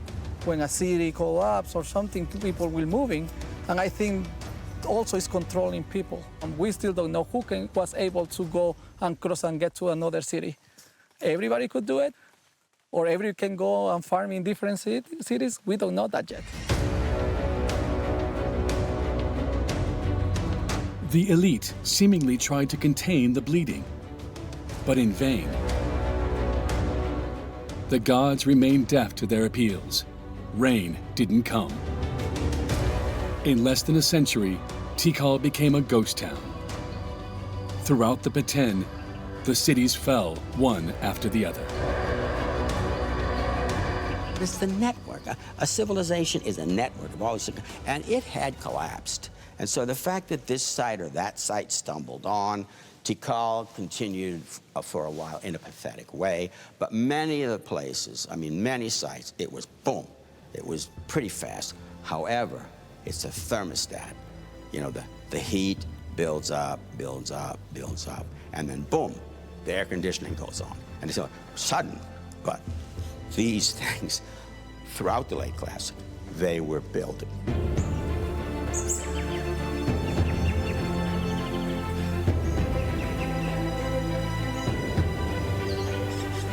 And that's how Tikal collapsed, after being one of the greatest and most glorious Maya cities of all time.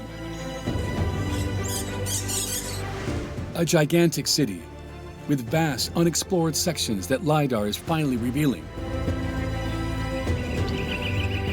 Under the thick jungle, the city-state isn't done revealing its secrets. Who knows what revelations Tikal still holds about this astounding civilization of builders.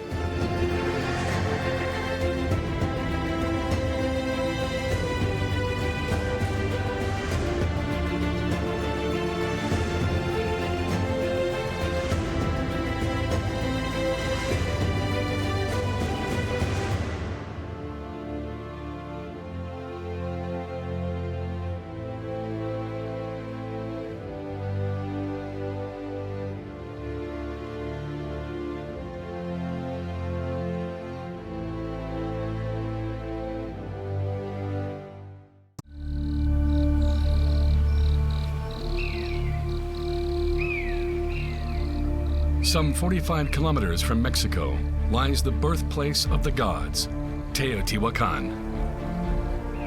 Erected in the 1st century AD, it was as heavily populated as Athens. Its 65-meter Pyramid of the Sun is the 2nd largest in the world after the Great Pyramid of Giza, built using only man's muscle power. All of Teotihuacan was created without any metal, which is amazing because that includes everything from the construction equipment. So it wasn't the technology, it was the people that created Teotihuacan. Of all Mesoamerican cities, Teotihuacan is the most mysterious. It was the stage of thousands of human sacrifices. Its unique construction is the work of builders whose identity remains unknown.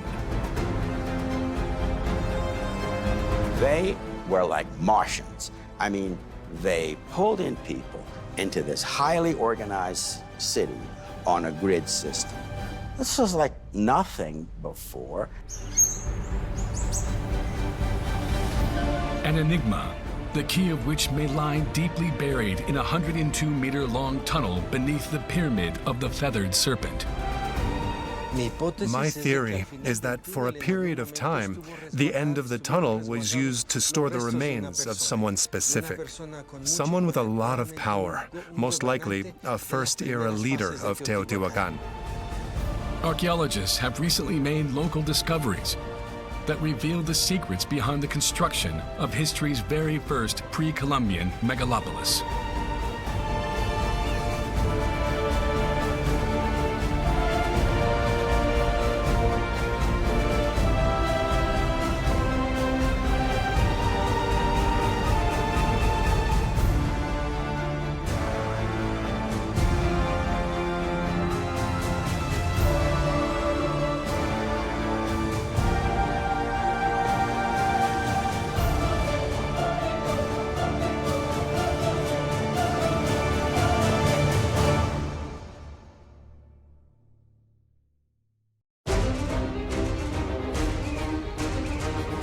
Teotihuacan, a city born out of an incredibly crazy idea. To build the city as a giant cosmogram, a perfect replica of the universe, as a way to reach the level of the gods.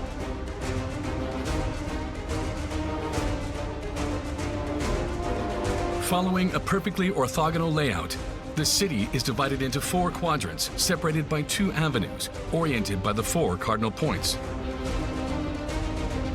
At their intersection, the Temple of the Feathered Serpent, dedicated to the snake god, Quetzalcoatl, symbolizes the center of the universe. At the north end of the 2-kilometer-long Avenue of the Dead is the Pyramid of the Moon, standing 42 meters high and perfectly aligned with Cerro Gordo Peak. Facing west, the 215-meter-wide Pyramid of the Sun is only rivaled by the Great Pyramid of Giza in Egypt. The surrounding lands feature 2,200 dwellings spreading over 23 square kilometers. A gigantic city that reached 200,000 inhabitants in its heyday and which took 5 centuries to complete. Teotihuacan was an impressive city, one of the 5 largest cities in the whole world back then. It's really not just the city, it's a landscape. It's so massive that the imprint of the ancient city still is making thousands and millions of people from all over the world come to visit it. That's how successful they were as far as creating a convincing template that attracted that number of people. The city became a hotspot for worshippers, thanks to its many lavish ceremonies, much like on this night in 350 AD. From the Avenue of the Dead, tens of thousands of pilgrims marched toward the Pyramid of the Moon. At its peak, and with their hands tied, men awaited in fear. Coming from all 4 corners of Central America, they were diplomats, warriors, or merchants. all well-born individuals whose sacrifice was expected to please the gods and consecrate the imposing monument.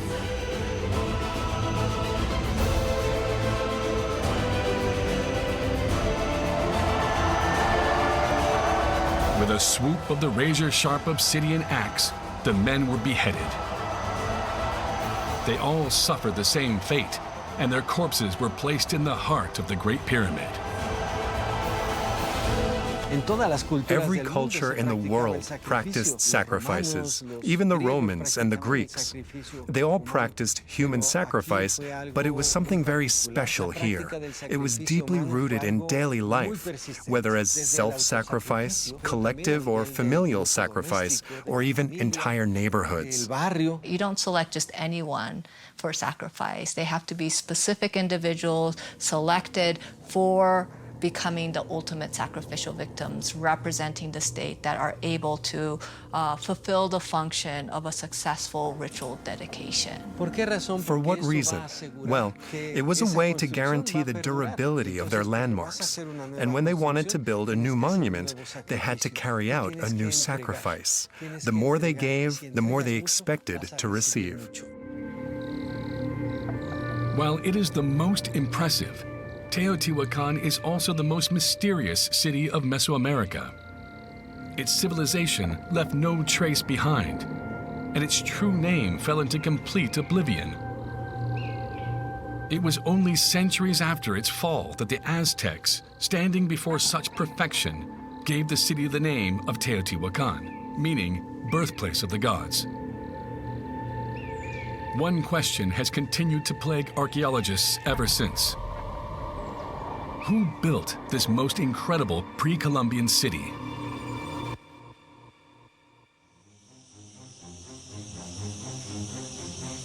In the 1st century BC, at an altitude of 2,275 meters, men and women from northern Mexico crossed the semi-arid highlands in search of a place to settle.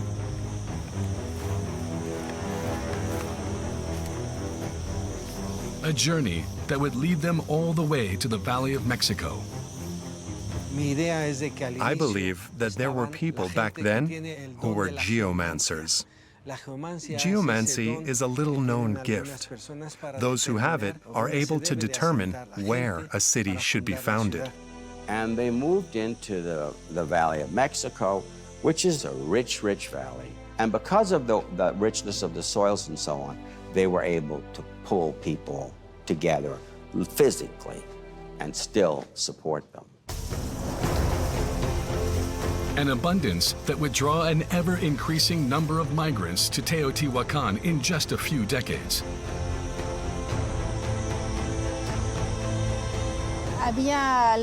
There were between 15 and 20,000 inhabitants, which was already a large colony for that time. And those men and women needed to be fed.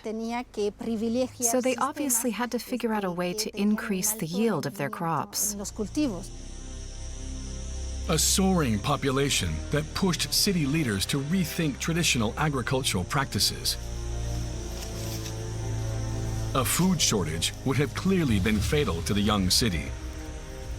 To increase food production, they came up with an ingenious system of irrigation.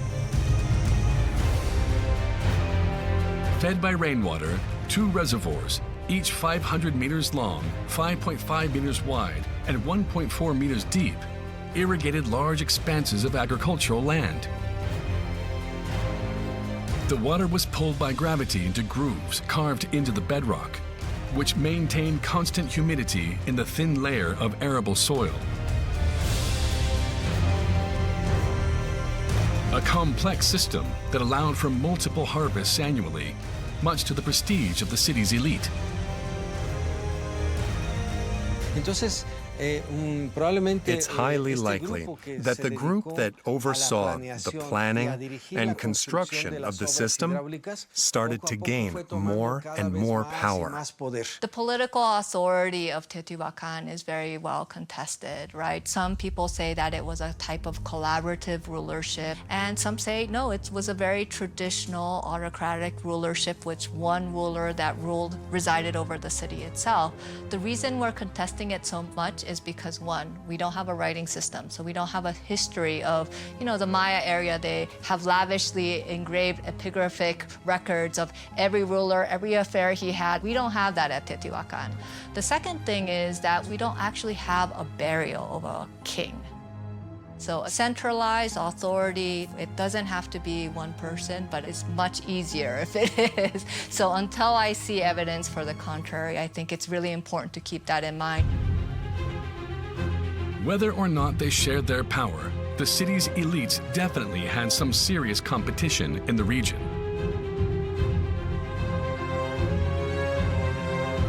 The south was home to the Zapotec Empire and the impressive city of Monte Alban.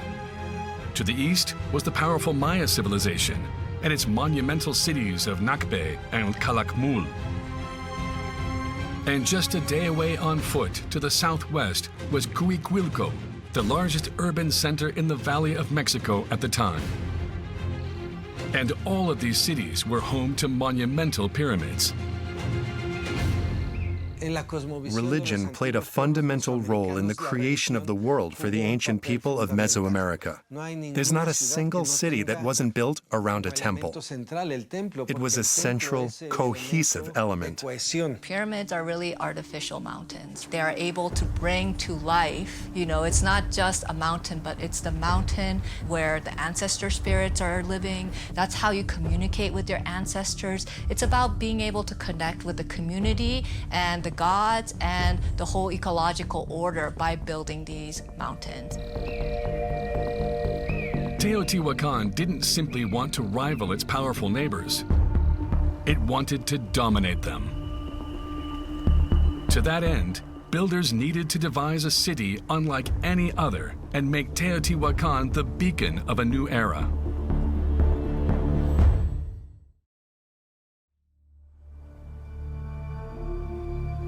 The year was 50 AD. The future city began to take shape around an immense road that was 2 kilometers long and 70 meters wide, the Avenue of the Dead. This central axis then branched into a network of perfectly perpendicular streets and alleyways. A city grid that foreshadowed large modern metropolises like New York City or Beijing.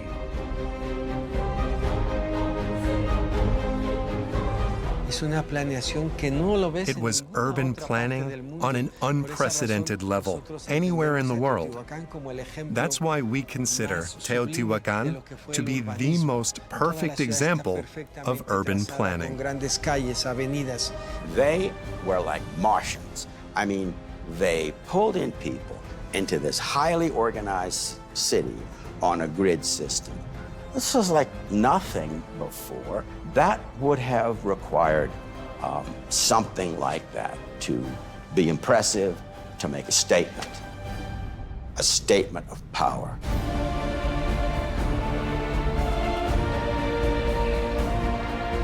A statement of power, illustrated by 3 sanctuaries. The first, at a colossal 65 meters high and 215 meters wide, was the Pyramid of the Sun. With a volume of over 1 million cubic meters, it's the biggest pyramid ever built in Mesoamerica.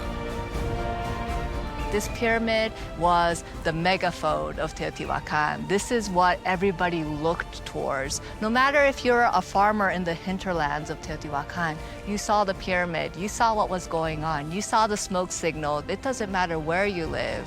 You will identify with the Sun Pyramid. You will be proud to be part of this city so magnificent that it radiates its presence throughout the whole valley.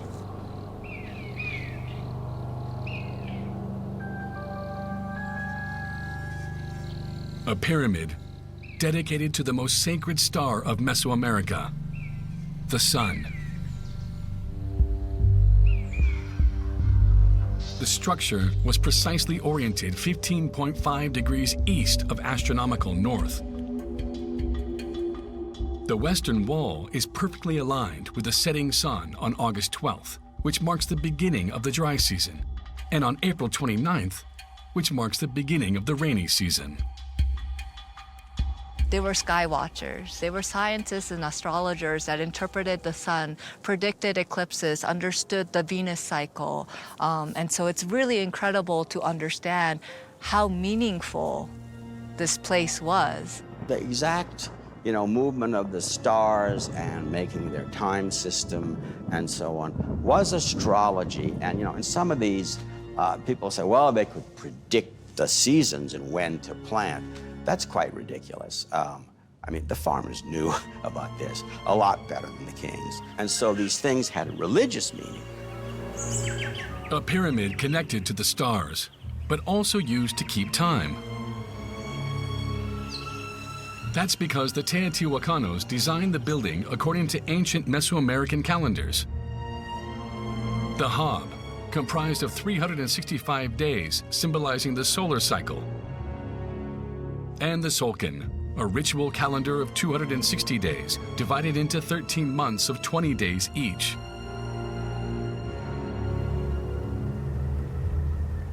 A complex calendar system, which thanks to a recent discovery, has also been tied to the unit of measurement used by Teotihuacano architects, the TMU.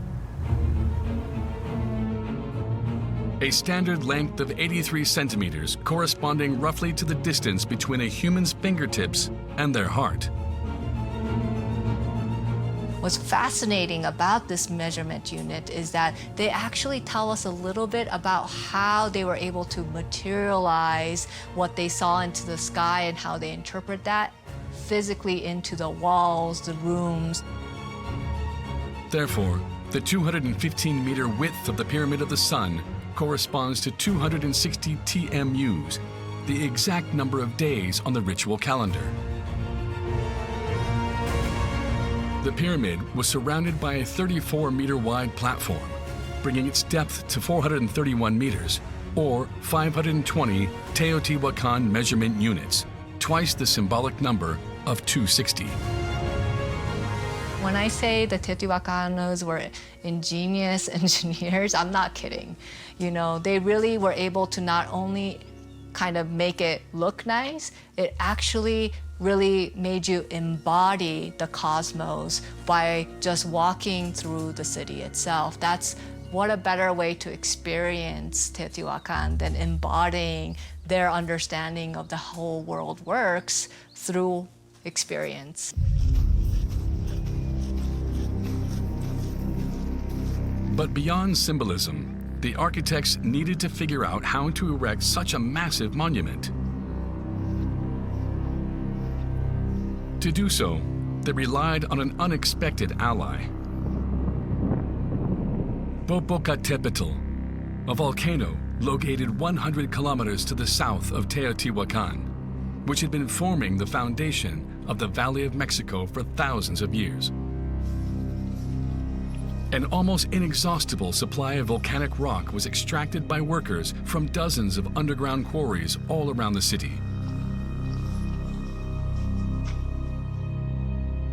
They call it specifically this type of basalt, which is locally called tessontle. And this tessontle has a lot of pores, so it's very lightweight, and you can shape it very easily. So it's easier to carry to you want to build buildings. That's why they preferred this type of rocks.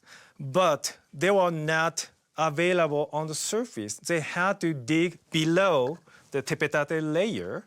This is volcanic tuff, and this is very soft. As you see here, you can destroy it very easily. And they crushed tepetate to make a base of the floor. In total, some 715,000 cubic meters of this rock was extracted from the earth to build the entire city of Teotihuacan. The material was then carried by men on their backs for hundreds of meters. That's because pre-Columbian civilizations never domesticated animals to help them carry heavy loads. They compensated for the lack of pack animals with an efficient use of manpower. The people were the labor force, and they were very effectively put to work in a well-organized way in order to be productive. That's one of the characteristics of Mesoamerican societies. The rulers of the city knew they had an abundant supply of workers. The population of Teotihuacan and its surroundings was already at 80,000 inhabitants. Men from each family were selected to be part of the workforce. Religion played a very important role in controlling the people and the workforce. That's something that had never been seen before. It's very different from slavery, capitalism, or feudalism. Here, you could own tools and land, but they controlled the power of your labor. During the dry season, tens of thousands of builders worked tirelessly on the enormous construction of the pyramid. Such a massive structure could have very well crumbled beneath its own weight. To prevent that from happening, a mound-shaped wall was built around the pyramid. The interior of the structure was supported with a grid of cells made of adobe bricks, a mix of straw and clay. The holes were then filled with dirt and rocks. A process that was repeated layer after layer, all the way to the top. This honeycomb structure allowed the building to withstand the heavy weight of the filling within the pyramid. Construction cells, they were not invented at Teotihuacan, but in Puebla. And the reason why that technique was developed or invented is unknown, but I suspect that around 50 to 70, there was a huge volcanic eruption of Popocatépetl. And I assume there was a huge earthquake. And it is possible that many structures were destroyed. Then those people possibly experimented using different techniques and then finally invented the technique of construction cells. So to keep those pyramids stable, Teotihuacan people emulated or imitated those techniques.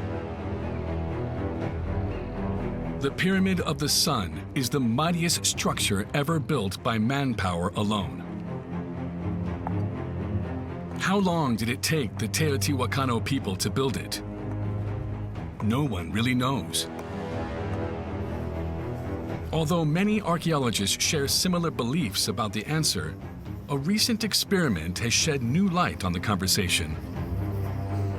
The construction of a miniature temple using the same tools and materials from back then.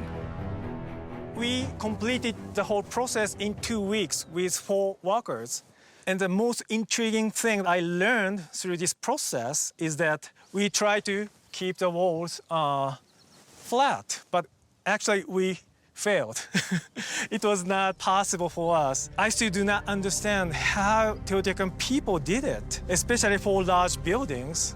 So based on our experiments, I calculated the time necessary to complete the Sun Pyramid, and I think it took less than 10 years, and possibly around 6 years, which is much less time than previously thought.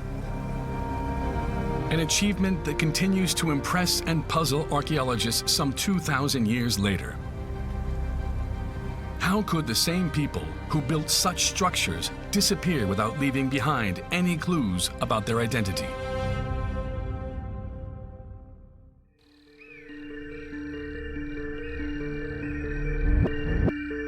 South of the Avenue of the Dead, beneath the Pyramid of the Feathered Serpent, is the second main sanctuary in Teotihuacan. 15 meters below the surface, a mysterious tunnel that was discovered in 2003 could unravel the mystery. Entirely carved out with rudimentary tools, this man-made cavity is covered in a thin layer of mud and follows an east to west orientation. The tunnel stretches over 102 meters. 15 meters from the entrance, a series of 23 walls, each 1 meter thick, were built to block access into the tunnel. The tunnel was sealed 3 separate times, with walls that go from the floor to the ceiling. Then they would destroy the walls to get inside again, but we don't know for what purpose. And then they'd rebuild new walls on top of the remains of the old walls. Later they came back, but for some reason they left without rebuilding the walls. Instead, they filled the tunnel with lots of dirt and rocks. My theory is that for a period of time, the end of the tunnel was used to store the remains of someone specific, someone with a lot of power, most likely a first-era leader of Teotihuacan. Could this tunnel have been the tomb of the Teotihuacan kings? For the first time, archaeologists seem to be close to solving the puzzle.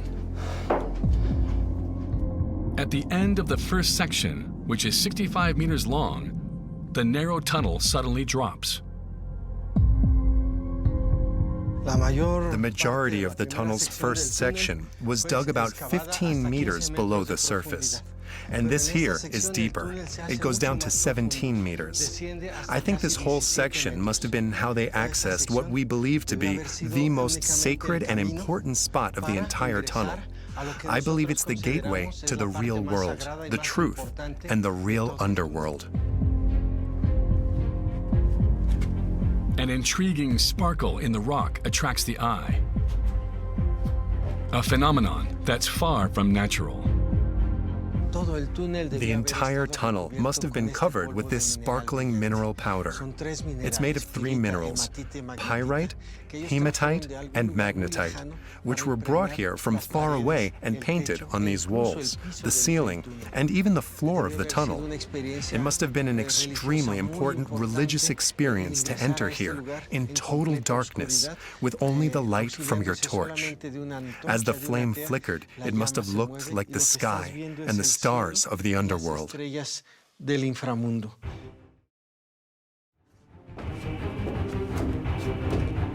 At the end of the tunnel, 3 chambers facing east, south, and north form a cross, the center of which is perfectly aligned with the peak of the pyramid. This imaginary vertical axis is called the axis mundi. There's a symbolic conduit here that connects all 3 levels of the cosmos. The entire world rotates around this vertical axis. What continues to amaze us is how the Teotihuacanos, this deep, were able to precisely calculate how to perfectly align this point with the summit of the pyramid of the feathered serpent. Although no tomb was discovered here, archaeologists did make another incredible discovery. 4 stone statues representing 3 women and a man, all facing the axis mundi.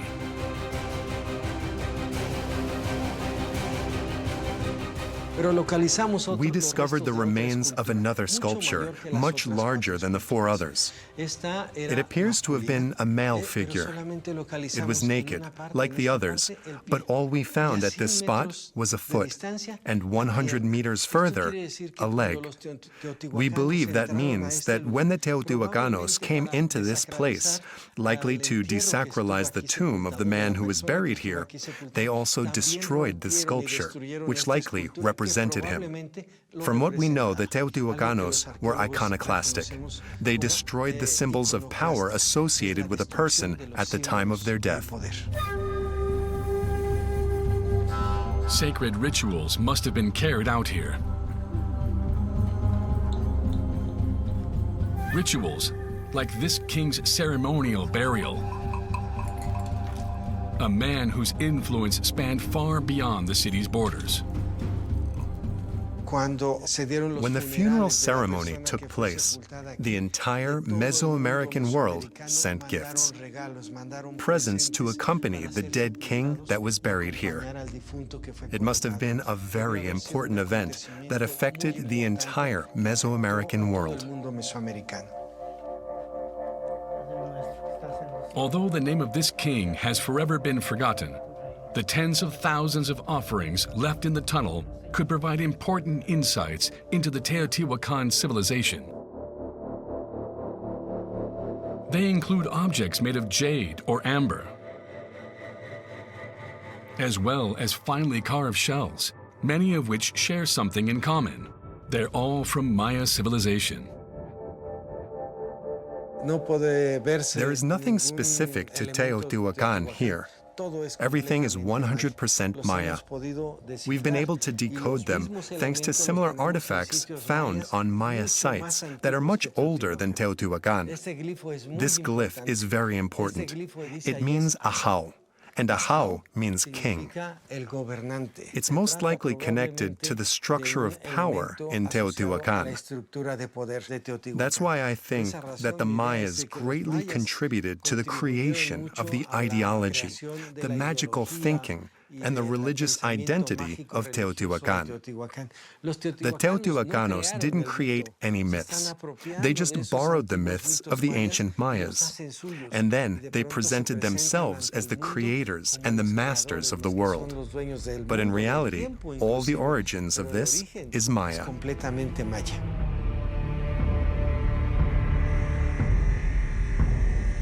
The Mayas. A people long considered to be pacifistic, but who also practiced human sacrifice. Was the Teotihuacanos' insatiable thirst for blood inspired by the Mayas? One thing is certain. This pyramid, the last structure that completed the historical heart of the city, saw more bloody ceremonies than any other edifice.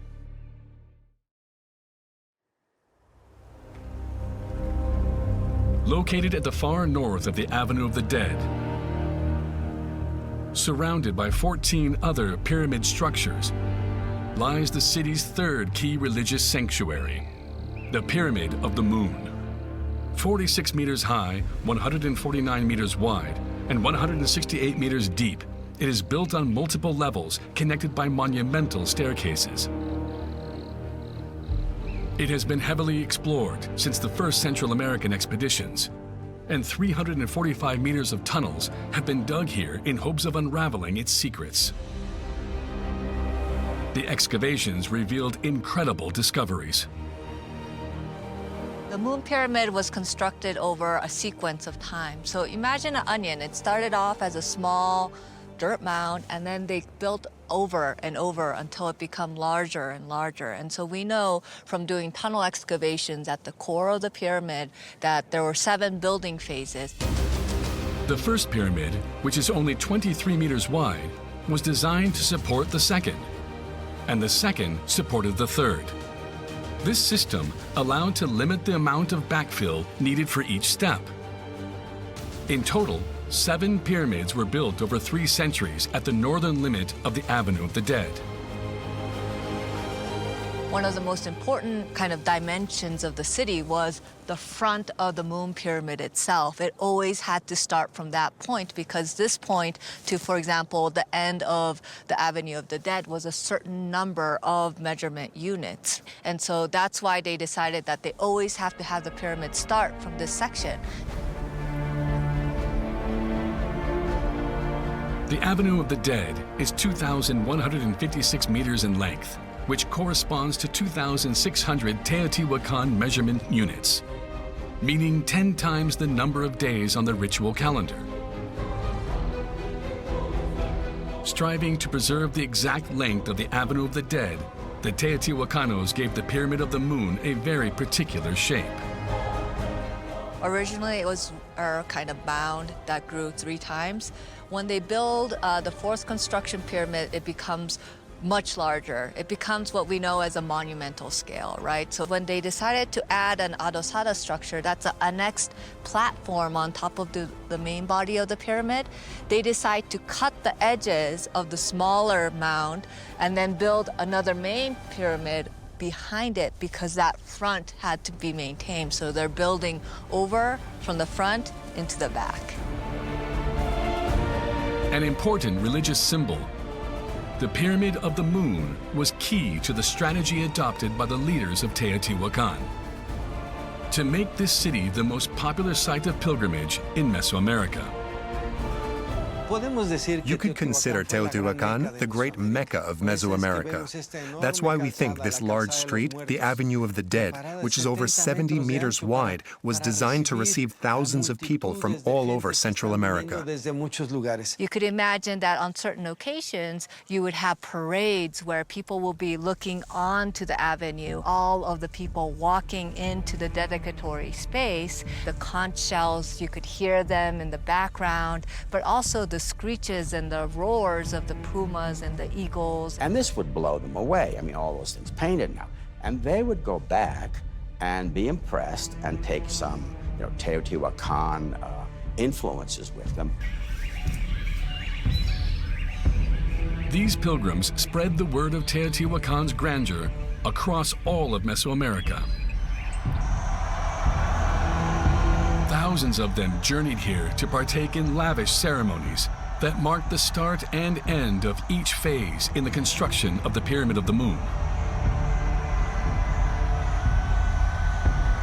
Rituals during which jaguars, pumas, eagles, or even humans were sacrificed.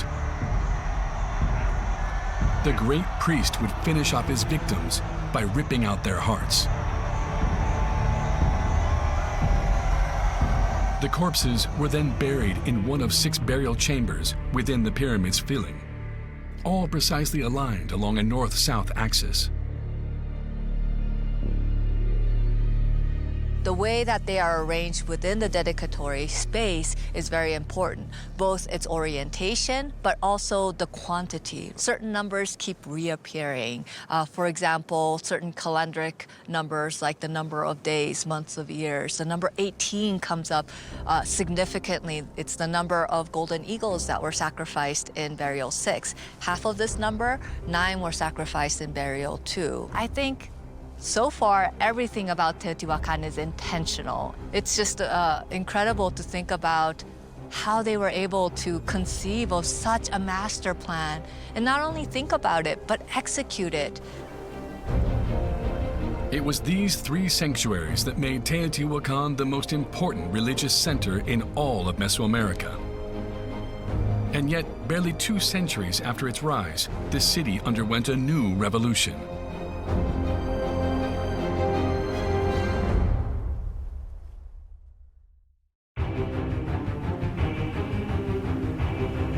In 200 AD, Teotihuacan counted over 150,000 inhabitants, making it the most populated city in Mesoamerica.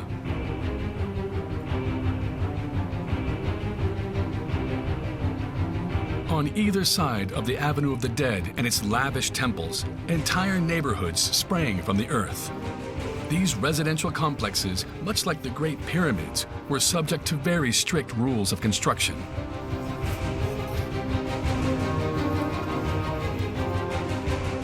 The entire city was built around the cosmovision of Teotihuacan. The 4 cardinal points, north, east, west, south, and also in relation to the sun's position on certain dates. The first city was oriented 11 degrees east of the magnetic north. And when I say city, I don't mean only the main road, the Avenue of the Dead, and its temples. I also mean all of the structures, all of the walls, the entire city.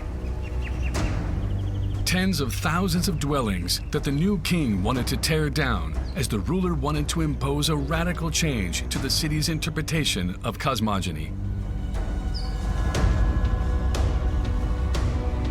Reorient the city 15.5 degrees east of magnetic north.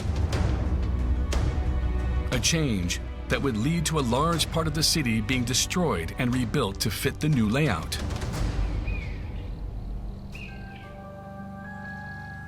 It was insane as destroying Paris, Rome, or New York City, simply to reposition everything by 3 degrees, which isn't even noticeable.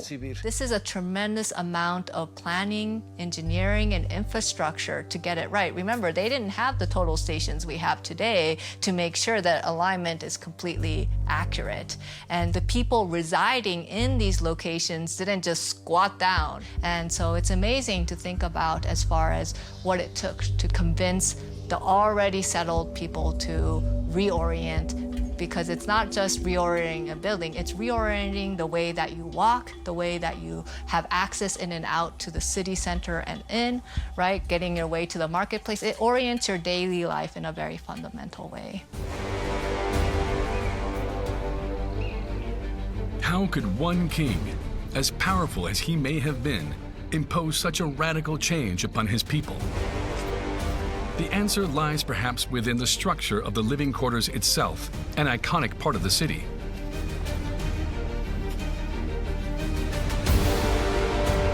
Surrounded by a perimeter wall that limited access, each complex included living spaces, storehouses, workshops, and most importantly, a courtyard with an altar.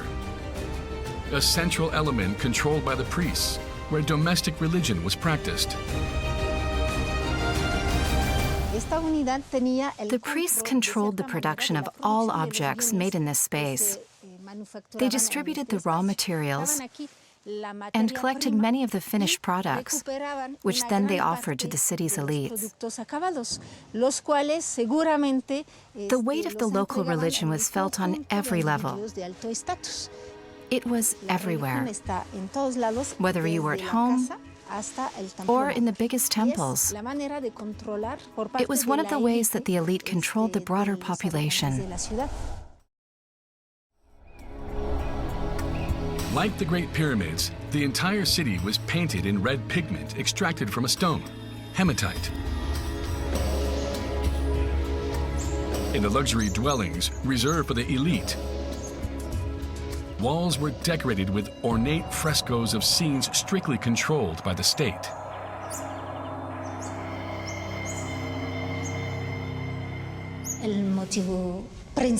The principal theme was this mountain. It's an allusion to the Tlaloc, the god of the rain, the most important god in Teotihuacan. For example, in this part, we see what appears to be a depiction of a sacrifice. There are also decapitated heads. It's obvious that this is more than a simple decorative painting. It is also a clear representation of the Teotihuacano cosmovision. One of the ways they controlled the people was by conveying the state's messages in stone.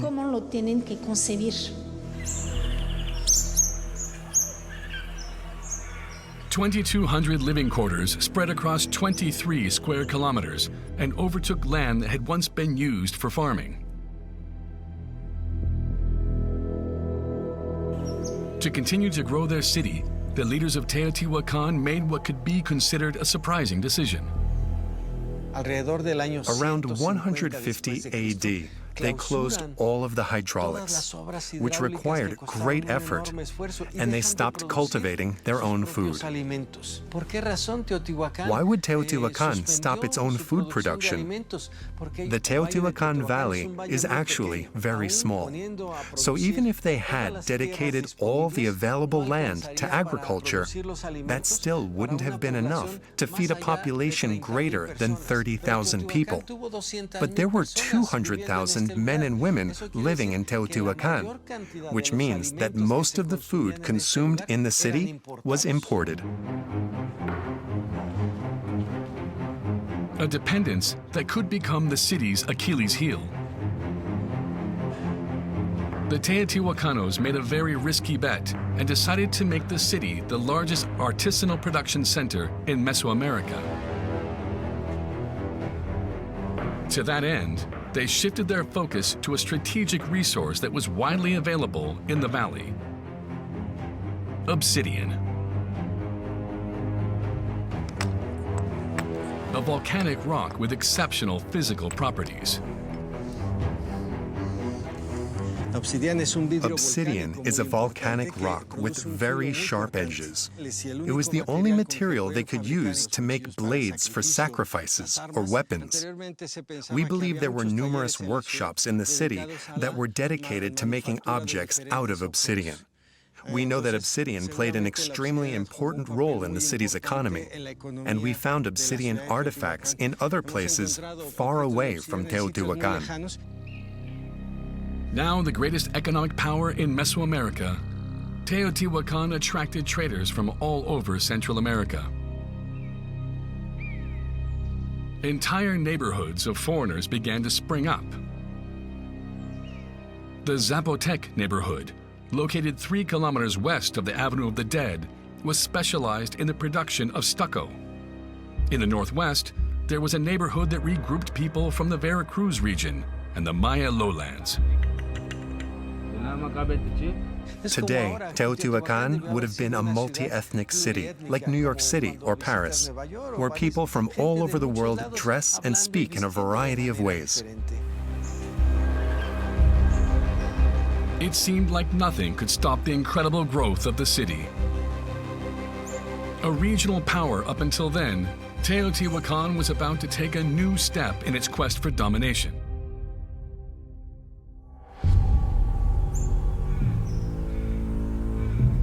The year was 200 AD.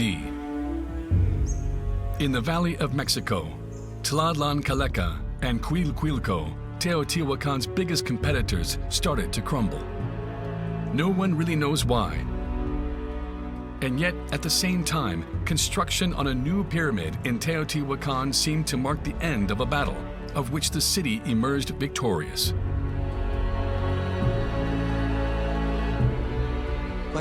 When the construction of the Pyramid of the Feathered Serpent was set to begin, a massive sacrifice of 260 people took place. It's possible that they were prisoners of war or rival leaders who were brought here and sacrificed. They were placed at the base of the structure, hands tied behind their backs. They were all taller than average. They all had weapons and were adorned with warrior symbols. Did this mass sacrifice signify a change in the Teotihuacan power structure?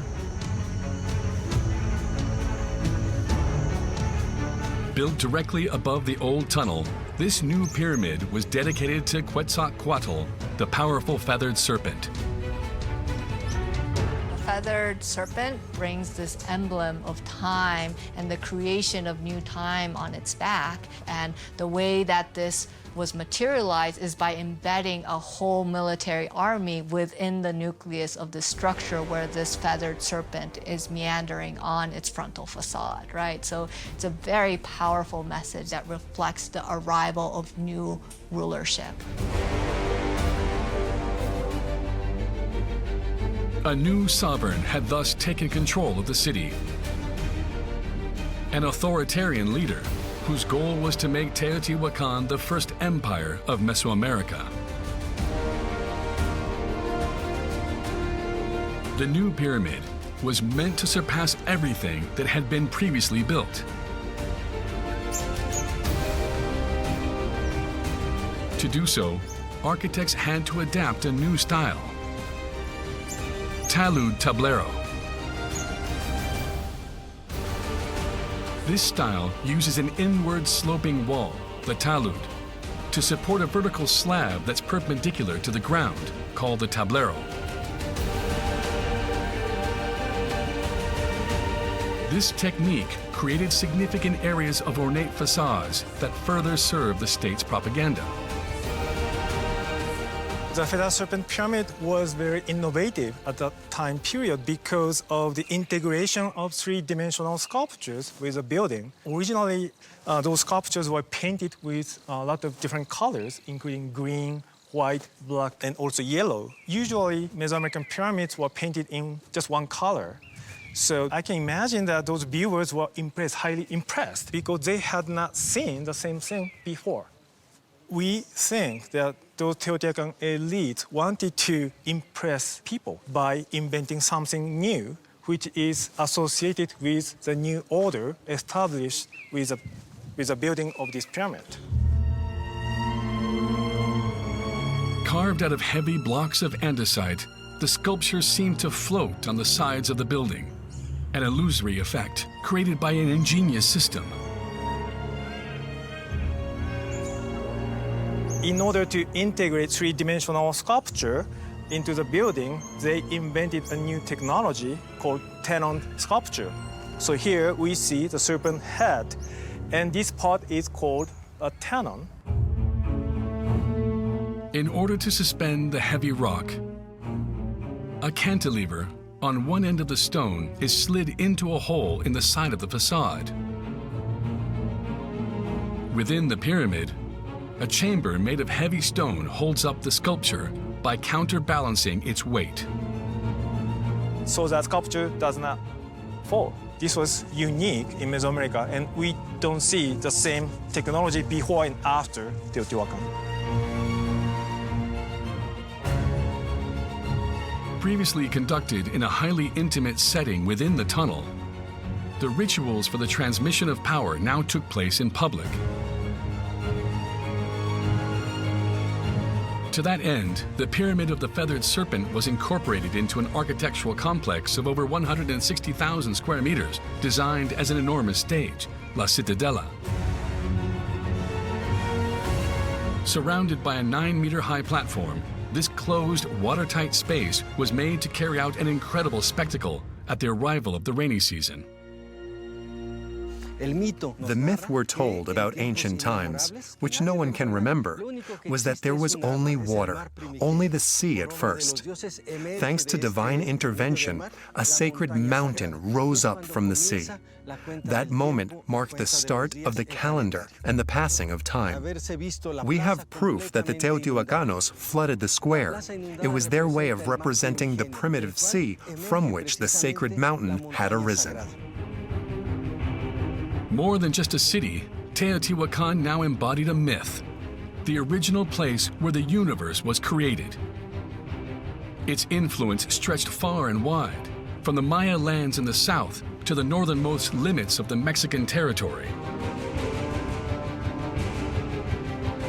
An empire, the size of which would forever remain unmatched in Mesoamerica. Everyone thought Teotihuacan had become the supreme city. The square was huge. According to our calculations, around 100,000 people must have participated in the rituals. We think it wasn't simply a ritual to mark the passing of power among leaders in Teotihuacan. It might have also been used by other governments and perhaps even Maya kings, who came here when it was their turn to be anointed. Ruler of Copan pilgrimed to Teotihuacan to become enthroned as king of Copan. Kinishashkukmo was at Teotihuacan and went back and became the ruler of Copan. So it was an important voyage, a religious voyage, to create your identity as the ruler himself. In 5 centuries, Teotihuacan had in turns become a popular pilgrimage site, then the biggest city in Mesoamerica, and finally an empire. A city built by hundreds of thousands of men from all over Central America, all convinced they were carrying out the work of the gods.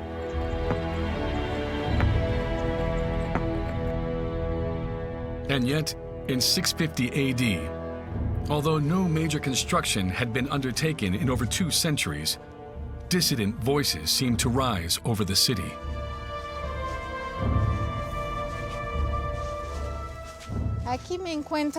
Here we're standing at the intersection of multiple streets. You can see the sides of various residential complexes. Suddenly, the roads were made narrower, and surveillance buildings were put into place to control who could access the various complexes. It seemed like the elite were trying so hard to control the lower-class people that the latter probably began to rebel. We think that conflict began to grow between the 2 social classes.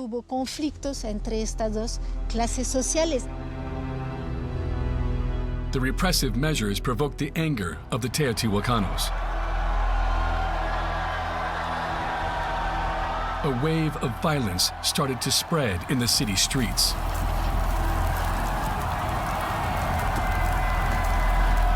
It was violent, there's a lot of burning, and particularly I'm talking about the ceremonial center, right? We have a lot of evidence of burning in various areas. So I do think it had to do with a collapse with the central authority itself. That is probably quite spectacular because think about the scale, and these are not wooden structures, right? So it would have required a lot of planning and a lot of resources to complete the level of burning that we see in the city itself. The elite overthrown, Teotihuacan became no more than an empty shell, and its religious center collapsed into a pile of ashes. The city's residents fled. We have proof that certain places were abandoned very suddenly. We found grindstones that they used to grind grain. And when we removed them, there was still cornmeal residue on them. The people must have fled quickly, leaving behind anything heavy, taking with them only what they could carry. The migrants who had been living in Teotihuacan returned to their native homelands, taking with them the sole prestige that came with having lived in the greatest and most powerful city that had ever existed in Mesoamerica. Deserted, Teotihuacan fell into oblivion for centuries. But this incredible city has not finished telling its story. Rediscovered by the Aztecs in the 13th century, it's become a place that touches anyone lucky enough to visit its great pyramids. After all, Teotihuacan is the birthplace of the gods.